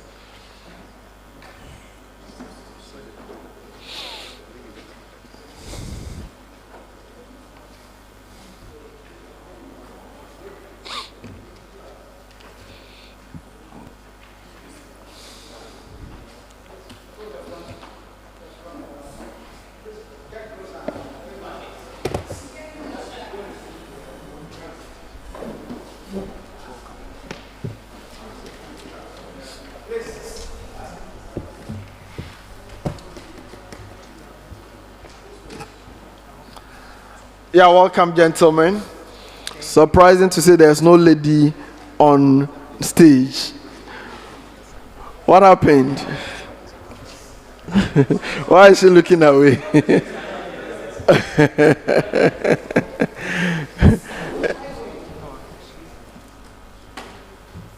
In future, we may make it compulsory that teams should include at least a female in their team. All right, gentlemen, you're welcome. The stage is too dry with all men. Anyway, please introduce yourselves, beginning from Tatu. My name is Al-Hassan Ahmed, BTech Logistics and Procurement Management, level 300. You're welcome, Al-Hassan. Thank you. Who do we have from UBIDS? Okay, I'm also in the person of Pen Wilfred, become banking and finance level 200. And who do we have from UDS? My name is Michael J. Banking and Finance, level 300. You're welcome, Michael. So I believe you know the rules already. Each of you have the opportunity of answering 6 major questions. A major question will have 10 seconds within which to give an answer. If you get it correct, you have 3 points. If you get it wrong, we can pass it on as a bonus. For a bonus, please, if you get a bonus wrong, you suffer a penalty of -1. Bonuses are open to the remaining schools. You press first, you answer. If you get it wrong, -1. You have 10 seconds to give an answer. If it's a major question, bonus, you have 5 seconds. 2 attempts only at a major question, 1 attempt, unless otherwise indicated. Please, are we ready? So we are beginning round 4 with University for Development Studies from Tamale in the northern region. UDS, are you ready? But this is a common preamble to all 3 schools. Please take notes. Common preamble to all of us.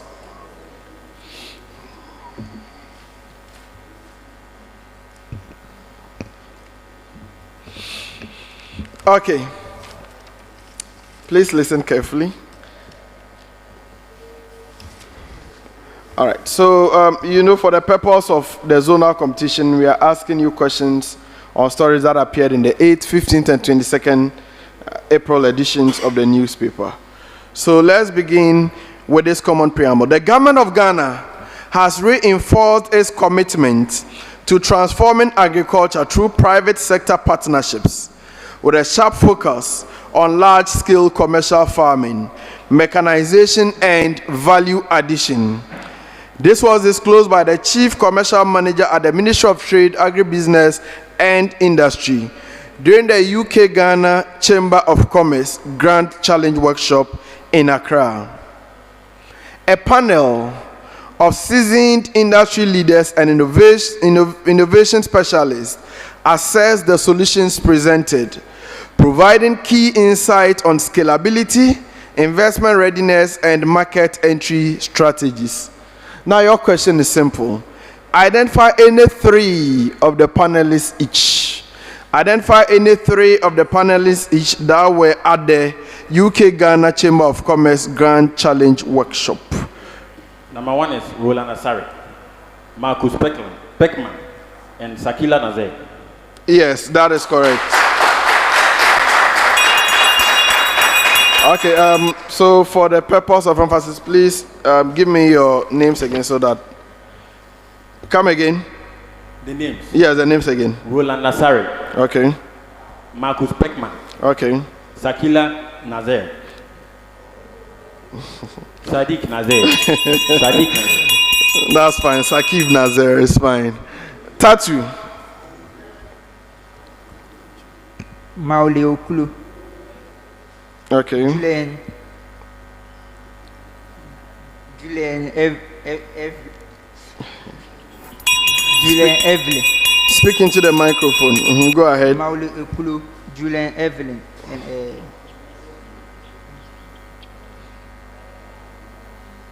bring the microphone down a bit and speak into it. Julian Evelyn Mauli Okulu and I'll give you 2 out of 3. So yes, Julian Mauli Okulu is fine. It's Julian Owusu, but I'll accept that. Now UBIDS, Okay, so we have Alhassan Baba Muniru, that's the co-founder of Rock. Then we also have Franklin Eshon, and we also have Divine Elikane Aka. Yes.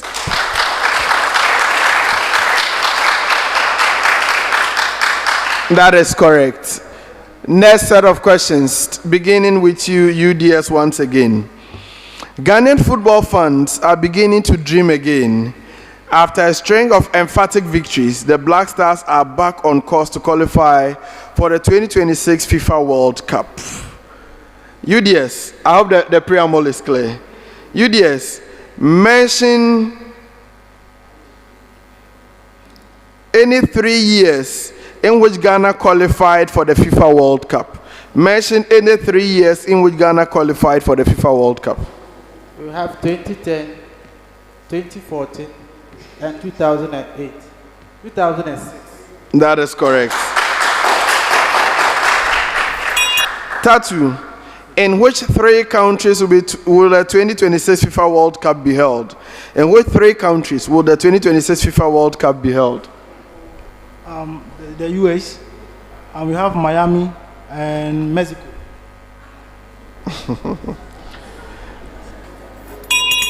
2 out of 3.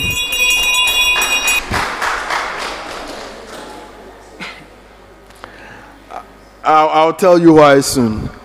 UBIDS, mention 3 cities in the US that will have stadiums to host the 2026 FIFA World Cup.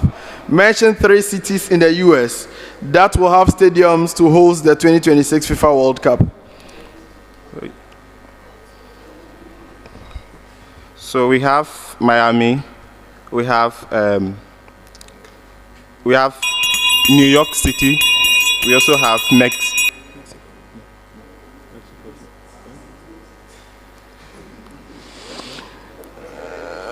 Okay. We also have Washington, D.C. No, 2 out of 3. So 3 countries, and you mentioned Miami. I believe you are looking out for Canada. And the next one is Los Angeles. Okay, Ellie. All right. Next set of questions. This time we are beginning with Tamale Technical University. Tamale Technical University. Common preamble to all of you. Common preamble, but beginning with Tamale Technical University. The President of the United States of America, Donald Trump, on April 2, 2025, announced a unilateral 10% tariff effective April 5, 2025, covering imports from all countries, including Ghana, into the United States. The U.S. market provides a ready-made complementary market destination for several important priority export products from Ghana. Your question is to identify any 3 of these export products as stated in the article in the newspaper.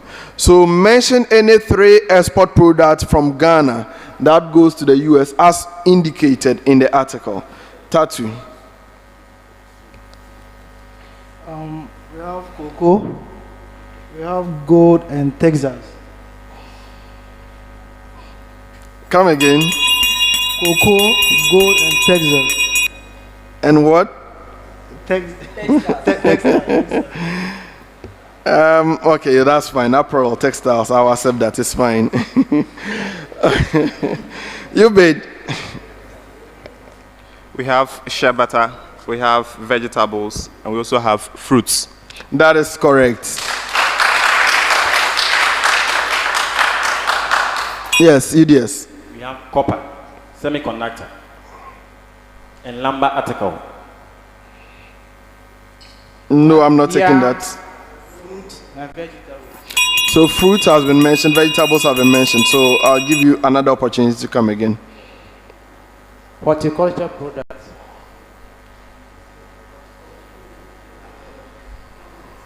Say horticulture products. And pharmaceutical product. 2 out of 3. So the 2 are in respect of the yam and the horticulture products. The others that you haven't mentioned include, I think they were just 9. the apparel, shea butter, fruit, cocoa derivatives, horticulture, vegetables, gold, root crop, that is yam, and then cashew. Next set of questions, common preamble. Common preamble to the three of you, still beginning with Tatu. In a shift that signifies the government's cautious approach to borrowing, a significant portion of bids was rejected out of the bids tendered for the 91-day, 182-day, and 364-day bills auctioned on April 4, 2025. Please, you get a preamble. Now, Tatu, how much was recorded for 91-day treasury bills or 91-day bills? How much was accepted by government, and what percentage of the bids were rejected? How much was recorded for 91-day bills? How much was accepted by government, and what percentage of the bids were rejected? So the 91-day treasury bill is 3.38 billion Ghana cedis, and 1.44 billion Ghana cedis was accepted. The percentage is 58.27%.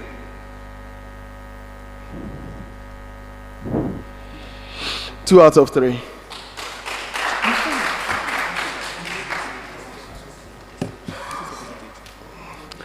UBIDS. How much was recorded for 364-day bills? How much was accepted by government, and what percentage of the bids were rejected? How much was recorded for 364-day bills? How much was accepted by government, and what percentage of the bids were rejected? Okay, so with the 364-day bills, the amount that was accepted was 176 billion Ghana cedis, and the amount of bids that was also rejected was 161 billion Ghana cedis. And the percentage change is. Okay, so the percentage change.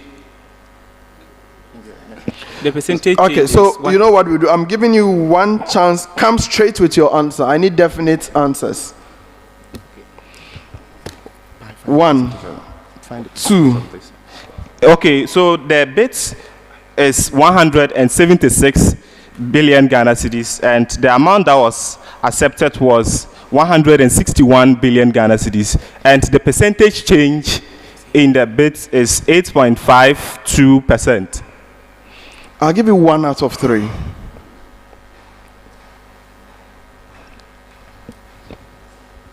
I'll explain why. UDS. How much was recorded for 182-day bills? How much was accepted by government? And what percentage of the bids were rejected? Okay, so 501 million was recorded, and 81 million was accepted, whereas the percentage of the rejection is 83.83%. Yes.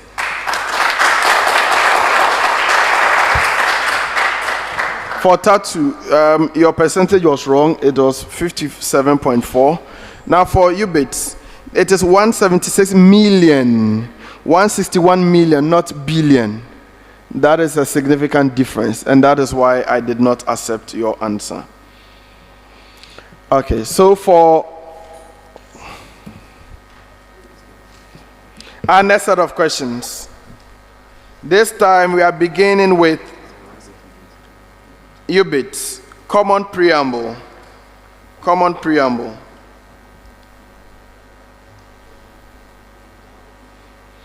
One of the most challenging things for leaders when they assume new leadership roles is how to address their first town hall meeting. Robert Benin outlines a preparation guide that CEOs can adopt to ace their first town hall meeting. You have to identify any 3 of the guides each. Identify any 3 of the guides that CEOs can use to ace their first town hall meeting. Beginning with you, UBIDS. So the first one is determine what story you want your team to walk away with and keep it at the center of your conversation. And the second is celebrate your team's proud the team's proud progress and history, then set your red lines in line with the values of the company. Okay, that's fine.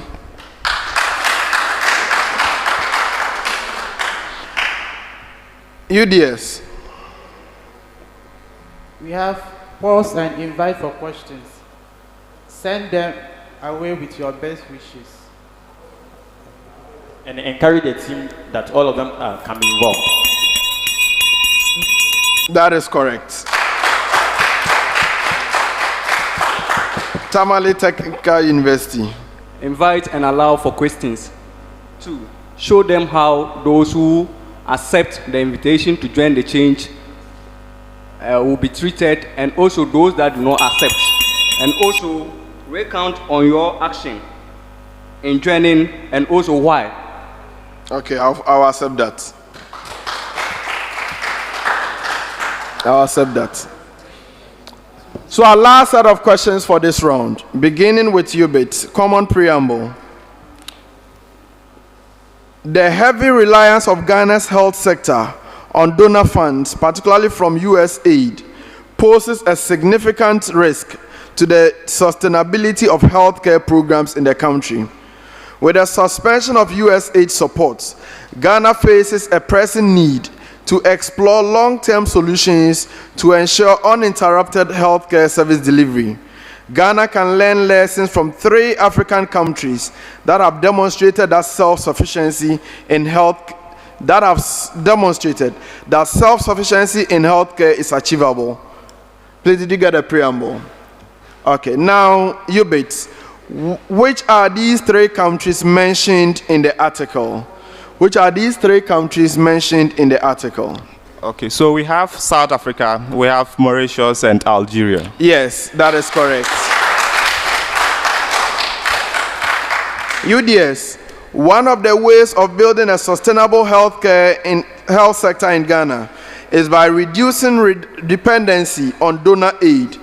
The article by Prince Nyamiche mentions diversification of development partners as one of the key points to reduce this dependency. Mention any 3 multilateral organizations that Ghana can engage as mentioned in the article. Mention any 3 multilateral organizations that Ghana can engage as mentioned in the article. Have the EU, the US, and the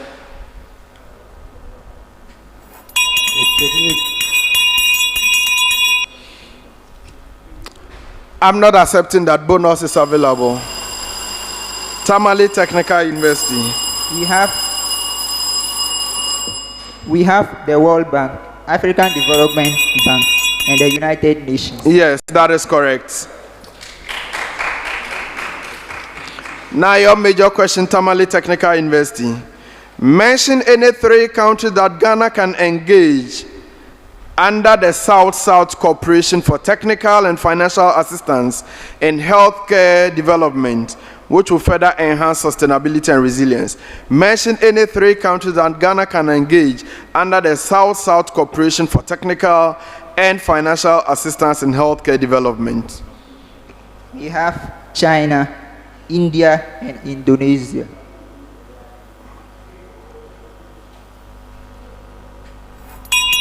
Two out of 3. China, India, and Brazil. Brazil. On that note, we come to the end of round 4. Please give it up to them.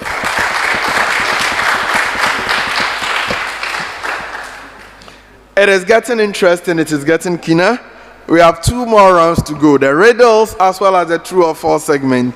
If you have anything to do, you better do it now, gentlemen. Our scores for round 4 will come soon, but we are reminded that the program is brought to us by Graphic Business in partnership with the Institute of Chartered Accountants Ghana. Our sponsors include GCB Bank, Compu Ghana, Glyco Life, Piva Beverages, Gold Ghana, PwC, MTN Ghana, as well as ICG. The program is streaming live on Facebook, Daily Graphic Ghana, as well as on YouTube. Our media partners are Daily Graphic, Graphic Online, and TV3. So whilst we wait for the result, those who came in, Santia, how did the round 4 go for you? You came in purposely for the. How did it go for you? Though I'm all right. There is a saying that goes that a setback is a setup for a comeback, so we mean something. Okay, UBIDS, how did the round 4 go for you? Okay, initially I was a bit nervous, but I think I'm able to adapt to this environment, and Okay. going forward we'll make new changes. Okay, and then for UDS? I think it was quite okay for me. Okay, all right, that's fine. So our results for round 4 are ready, ladies and gentlemen. Let's see how they performed.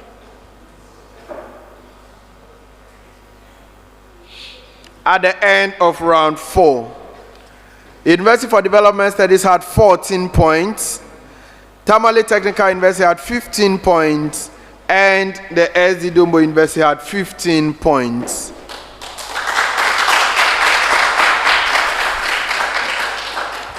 We are going into round 5, the true or false segment. Now in this round, I'm going to read out some statements to you. Your duty is to tell me if the statement is true or false. You have 10 seconds within which you have to do that. If you get it correct, you have 2 points. If you get it wrong, you suffer a penalty of -1. You can decide not to answer the question, in which case the remaining 2 schools can ring so that the first school will have the opportunity of answering under the same conditions. Please, are we okay? There are no bonus questions here unless the school didn't attempt. UDS, are you okay? UBIDS, are you okay? Tatu, are you fine? We begin this round from the Tamale Technical University. Tatu.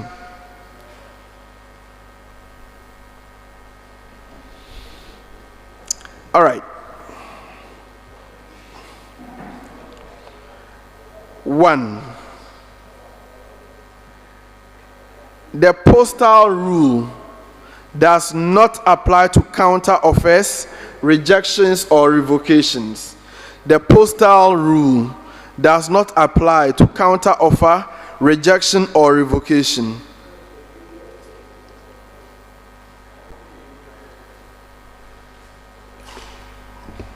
It's a false statement. No. No. It's a true statement, so you got it wrong. UBIDS, please speak into the microphone. UBIDS, the postal rule applies even if the use of the post was not authorized or contemplated by the offeror. The postal rule applies even if the use of the post was not authorized or contemplated by the offeror. That is a true statement. That is not a true statement. UDS, if the offeror dies after the acceptance is posted, but before it is received, no contract is formed. If the offeror dies after the acceptance is posted, but before it is received, no contract is formed.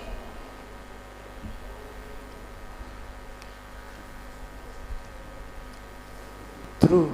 No, it is not true. Please relax. Tatu, we are back to you. Type B personalities or individuals are incapable of achieving high performance in competitive environments. Type B personalities are incapable of achieving high performance in competitive environments.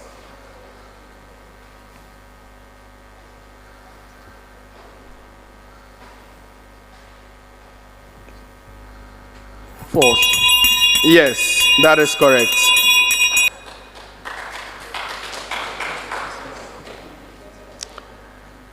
UBIDS, type D, D for dog, type D personalities are generally more effective in leadership roles due to their emotional resilience. Type D personalities are generally more effective in leadership roles due to their emotional resilience. It's a false statement. Yes, it's a false statement. UDS, Type A personalities are characterized by a competitive nature, a sense of urgency, and a high level of ambition. Type A personalities are characterized by a competitive nature, a sense of urgency, and a high level of ambition. True. Yes, true. Next set of questions, we are beginning with UBIDS. UBID, abnormal losses in process costing are excluded from the cost per unit and charged to the profit and loss account.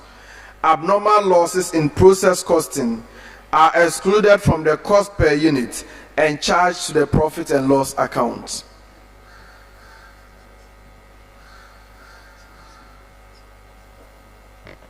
It's a true statement. Yes, that is correct.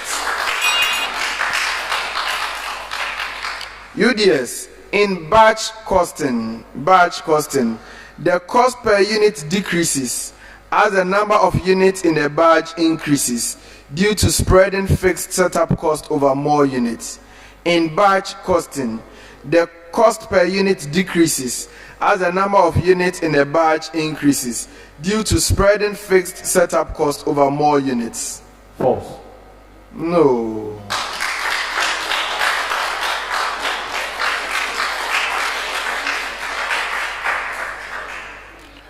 Tattoo. In process costing, each process is treated as a cost center and a separate ledger account is maintained for it. In process costing, each process is treated as a cost center and a separate ledger account is maintained for it. It's true. Yes, it's true. Yobit, we are coming back to you. Cross-hedging involves hedging the exposure of one asset using a derivative based on a different but correlated asset. Cross-hedging involves hedging the exposure of one asset using a derivative based on a different but correlated asset.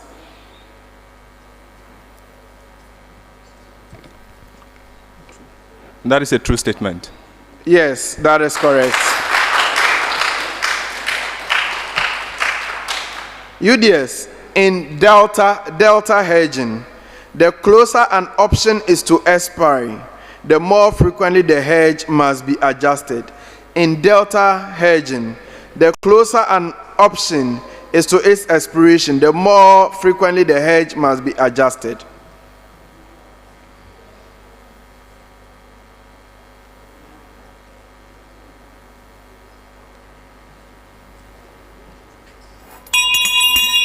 You've been bailed out. It is available to the two schools.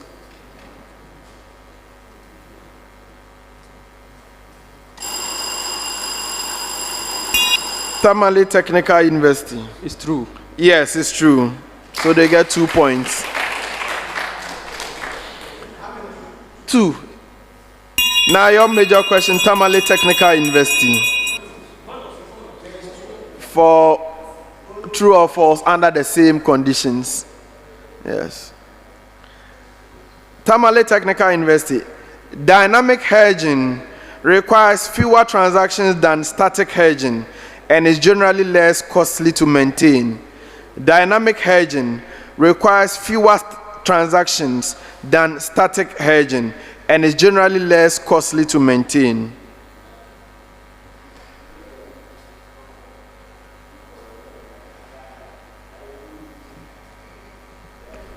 True. No. Next set of questions.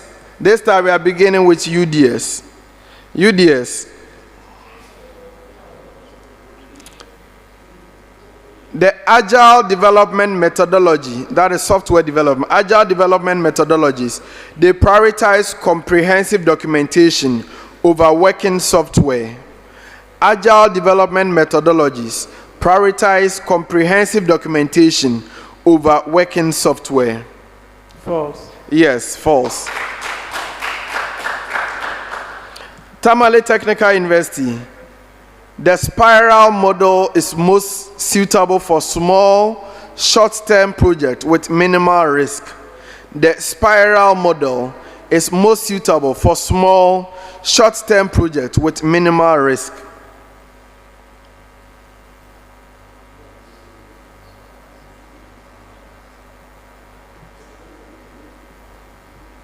It's false.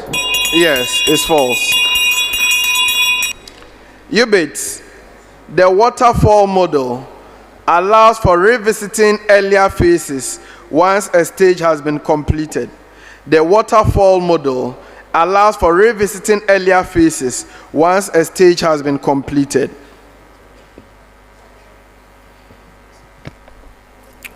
That is a false statement. Yes, it's a false statement. And now to our last set of statements for this round, ladies and gentlemen, beginning with University for Development Studies. The derivative of a function at a point gives the area under the curve of the function. The derivative of a function at a point gives the area under the curve of the function.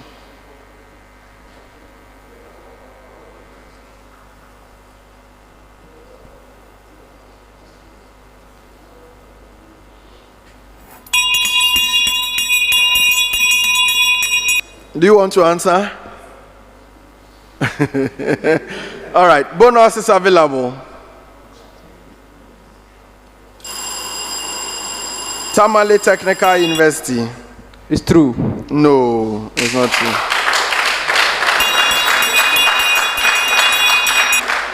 So -1. Now your major question, Tamale Technical University. The derivative of a function represents the rate of change of the function with respect to the x-axis. The derivative of a function represents the rate of change of the function with respect to the x-axis.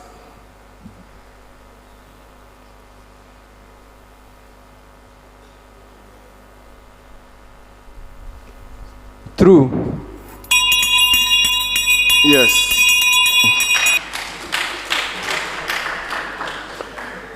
UBIDS, please complete this round for us.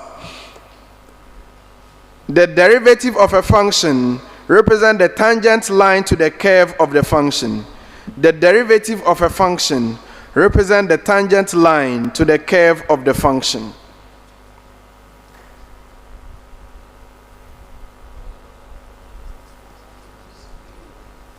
It's a true statement. You said it's a true statement. Yes, it's a true statement. On that note, we come to the end of round 5. We have one more round to go, the riddle segment. We have one more round to go. Ladies and gentlemen, the contest is very interesting. It is cagey. It will go down to the final round. Only one will win, but 2 will qualify to represent the zone. Which of these 3 schools will qualify to represent the Northern Zone at the National Championship? So we wait for the final scores for round 5. Let's go to the scores for round 5.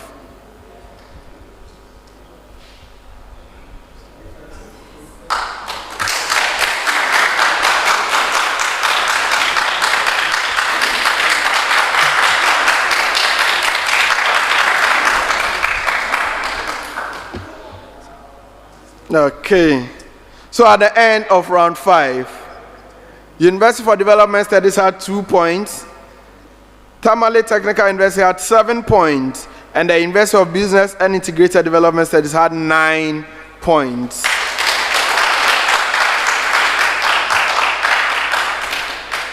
We are going into the final round.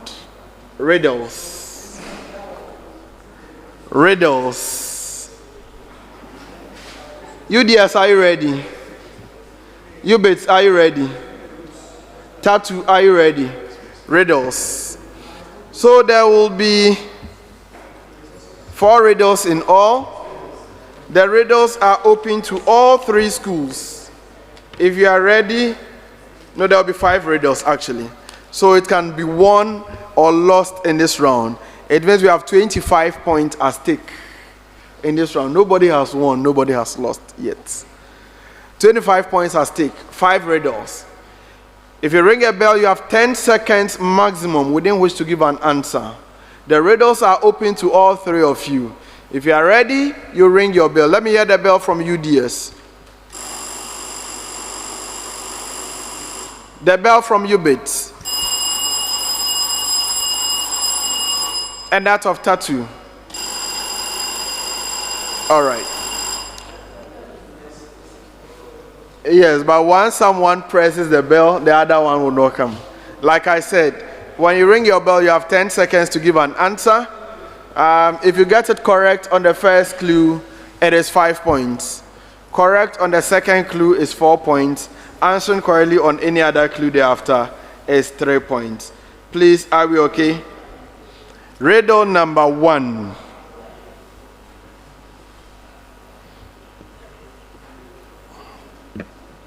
Okay, let's do some marketing.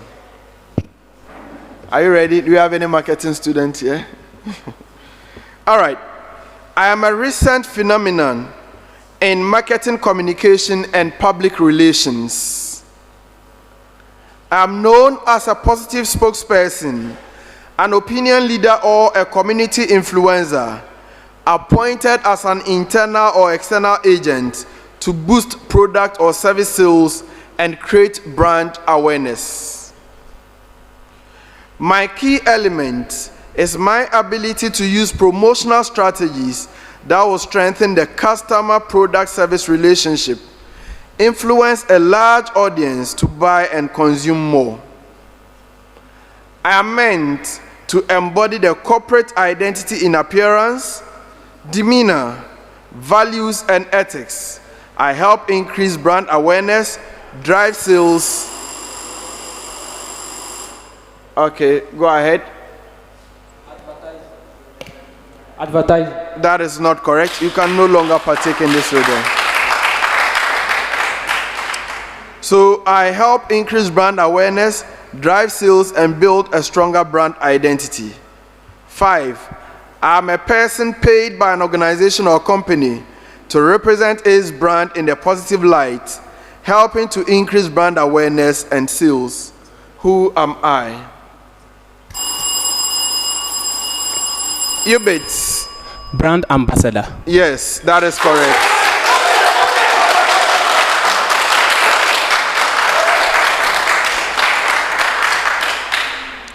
Riddle number 2. Yes, they answered on the last clue. That is 3 points. Riddle number 2. I am a motivational model and management tool proposed by a psychologist. I was developed in the 1960s, 2 decades after Maslow's hierarchy of needs was first proposed in the early 1940s. Tamale Technical University. The Adolphus E. origin theory. No. You can no longer partake in this riddle. So the 2 schools, this is for you. 3.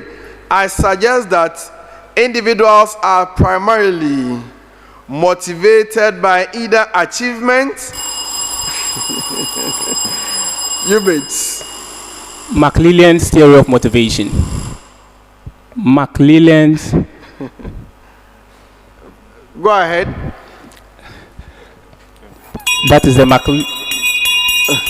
McClelland theory of motivation, or the McClelland achievement theory. It's fine. McClelland's theory.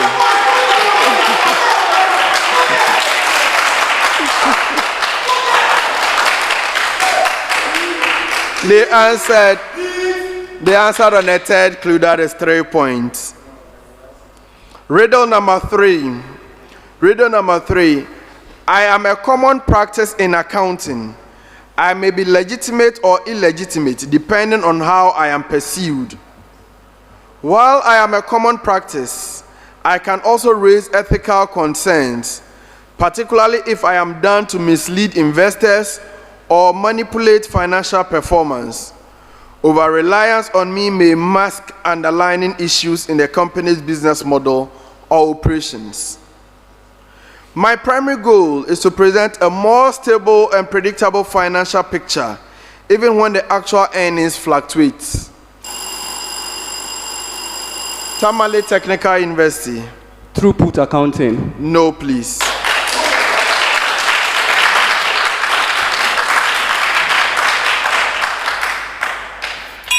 I can be achieved by strategically recognizing revenues or expenses differently across periods to reduce volatility. 5, I am a financial practice where businesses adjust their reported income to make it appear more consistent across different periods rather than fluctuating significantly year to year. Who am I?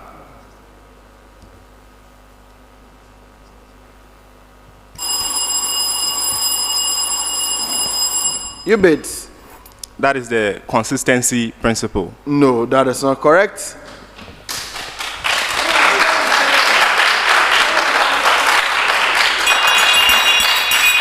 UDS. UDS, you have an answer?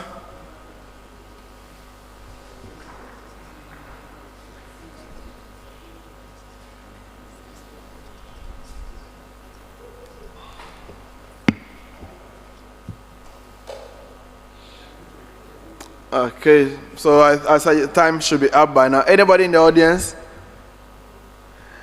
It is known as income smoothing. Income smoothing or smoothing. Radio number 4. Radio number 4. I am a phenomenon common in the field of psychology. I was proposed by Leon Festinger, an American social psychologist. I am also relevant in consumer behavior in marketing. I help to understand buyer behavior. I also affect customer satisfaction and brand loyalty. In marketing, I am applicable when after a customer buys a product, they might feel doubt or regret. Did I make the right choice? Or more generally, an individual who is a vegetarian but occasionally eats meat. Tamale Technical University. The IDA model. No, that is not correct.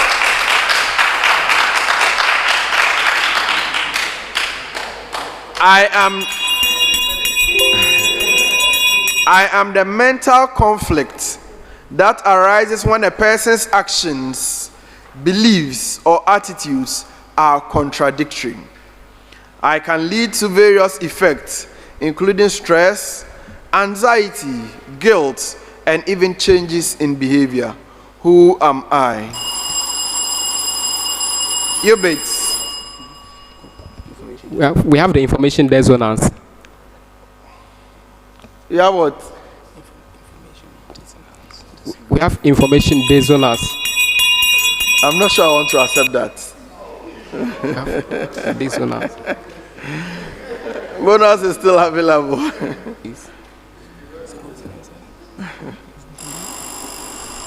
Okay, UDS. The peso model. Oh no. It's actually, have you all exhausted? Okay. It's cognitive dissonance. Cognitive.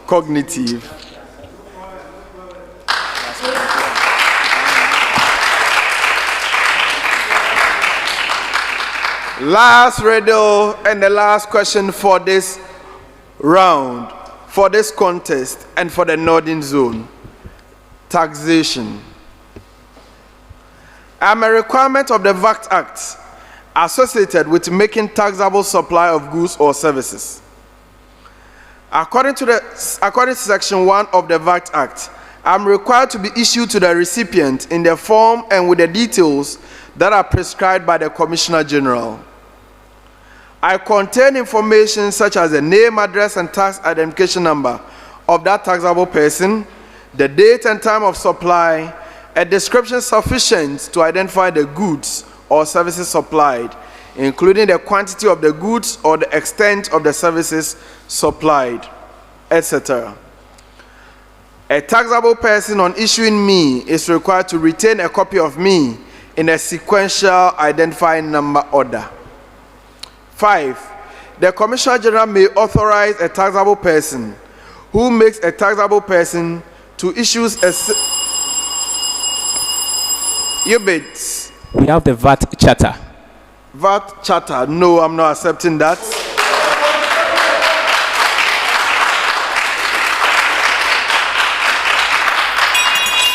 So I'll continue for the benefit of the 2 remaining schools.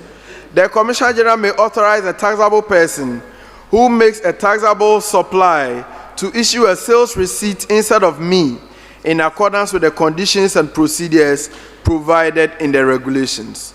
Who am I? Yes, statue.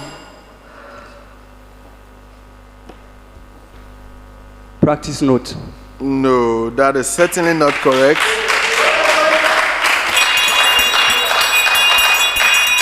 UBIDS. Hey, UDS, sorry.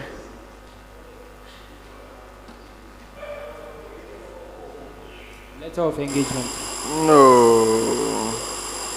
It's a VAT invoice. VAT invoice. I thought this was so easy to guess. VAT invoice. On that note, we come to the end of the contest, ladies and gentlemen.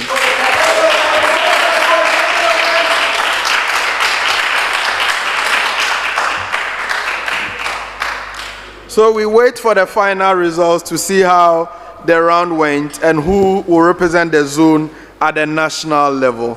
The contest has been among 3 great institutions: University for Development Studies in Tamale, Dombo University of Business and Integrated Development Studies in Wa, and the Tamale Technical University also in Tamale.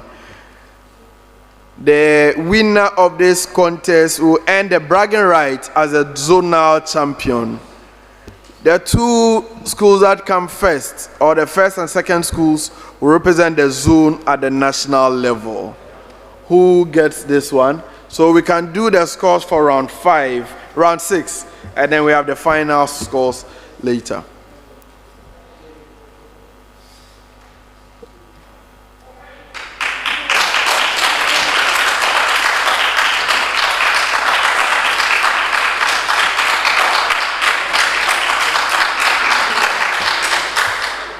So the round 6 scores. Tattoo and UDS had no scores. SD Dombo had 6 points. Please show some love.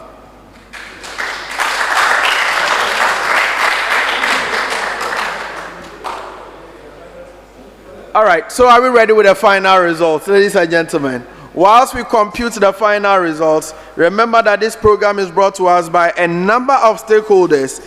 GCB, we say thank you. GCB is your bank for life. They are supporting education, they are supporting Ghana.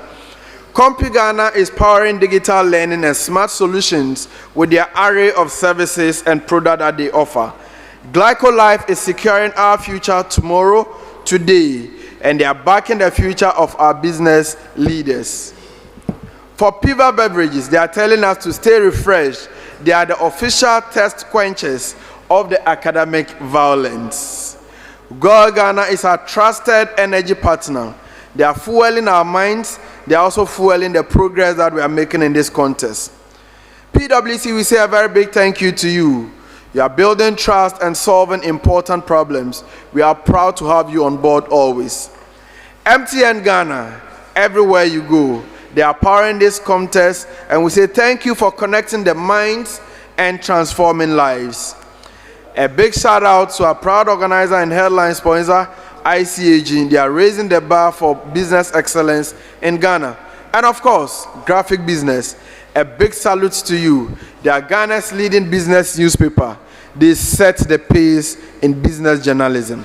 Ladies and gentlemen, the final scores at the end of the contest.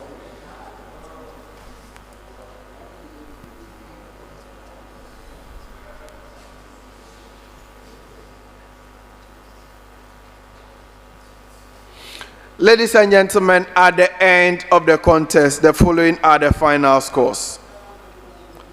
University for Development Studies from Tamale in the Northern Region had 27 points.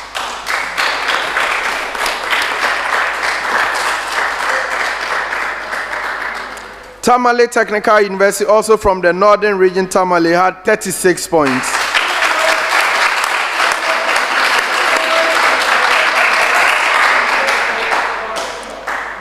SD Dombo University of Business and Integrated Development Studies had 43 points.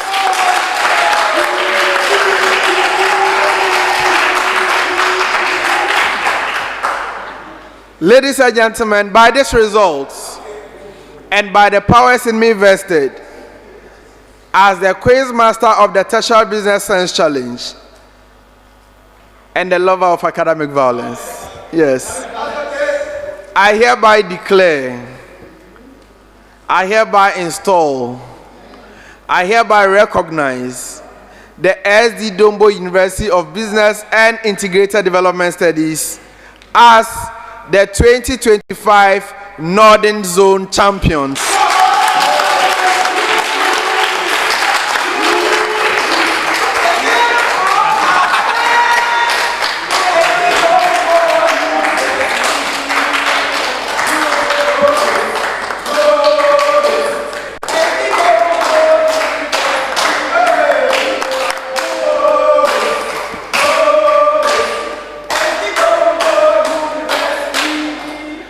Congratulations.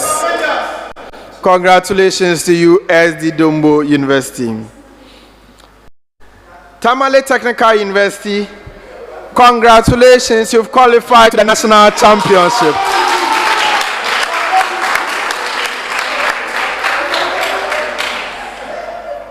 Last year, you could not make it past the first round. You could not even make it to the final.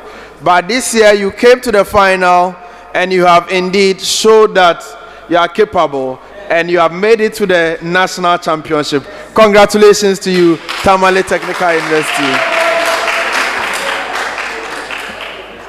University for Development Studies, unfortunately, you cannot defend your zonal championship. Last year, you won the zonal championship. This year, unfortunately, you have not been able to defend it.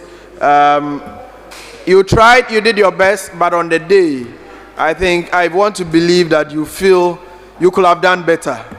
You were not at your very best, as we know you. So we hope that you go back, prepare, and come back better next year. Unfortunately, we will not be seeing you in the National Championship this year. That is UDS. That is quite unfortunate, looking at the fact that you were at the semi-final of the National Championship last year. So, ladies and gentlemen, it's done, it's dusted. Yes, the Northern Zone is over. It has been KG contest upon KG contest. This one went down to the wire. The scores are not very far from one another. At the end of the competition, in the Northern Zone, it is the men from Wa in the Upper West region. They stormed Tamale. They defeated Tamale. They have won. Last year they lost. This year they made amends. Congratulations to you, SD Dombo. Joining SD Dombo is the Tamale Technical University. They've also qualified to represent the zone at the National Championship. UDS fell off their mark this year. I believe they will prepare and come back stronger in 2026. So, ladies and gentlemen, it's been an interesting and exciting contest at the Northern Zone. It has come to an end. Up next will be the Middle Zone. On behalf of my technical team led by Yvonne Ai, supported ably by David Abel, Felix, Stella, and all the guys at the back. Forgive me for that. Thank you so much for ensuring that we brought this contest to a successful end. Our proud sponsors, we have ICAG, MTN Ghana, PwC Gold Ghana, we have Piva Beverages, Glyco Life, Compi Ghana, and GCB Bank. Our media partners, Daily Graphic, Graphic Online, and TV3. Remember, the program was brought to us by Graphic Business in partnership with the Institute of Chartered Accountants Ghana. Until we come your way again with the Middle Zone contest, my name is Al Hassan Yusuf Traule, and I love academic violence. I'll see you some other time. Bye-bye for now.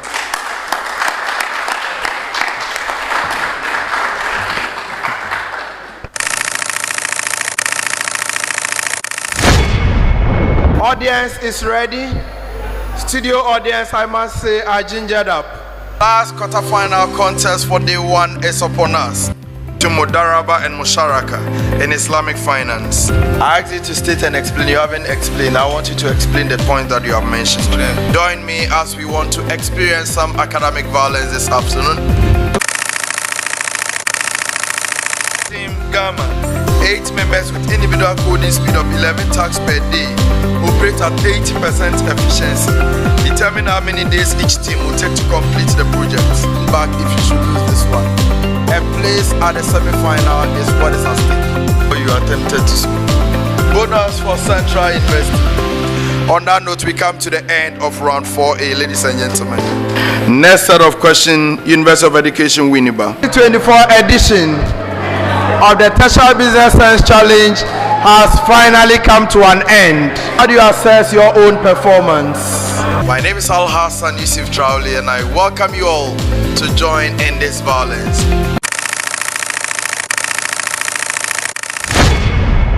Audience is ready. Studio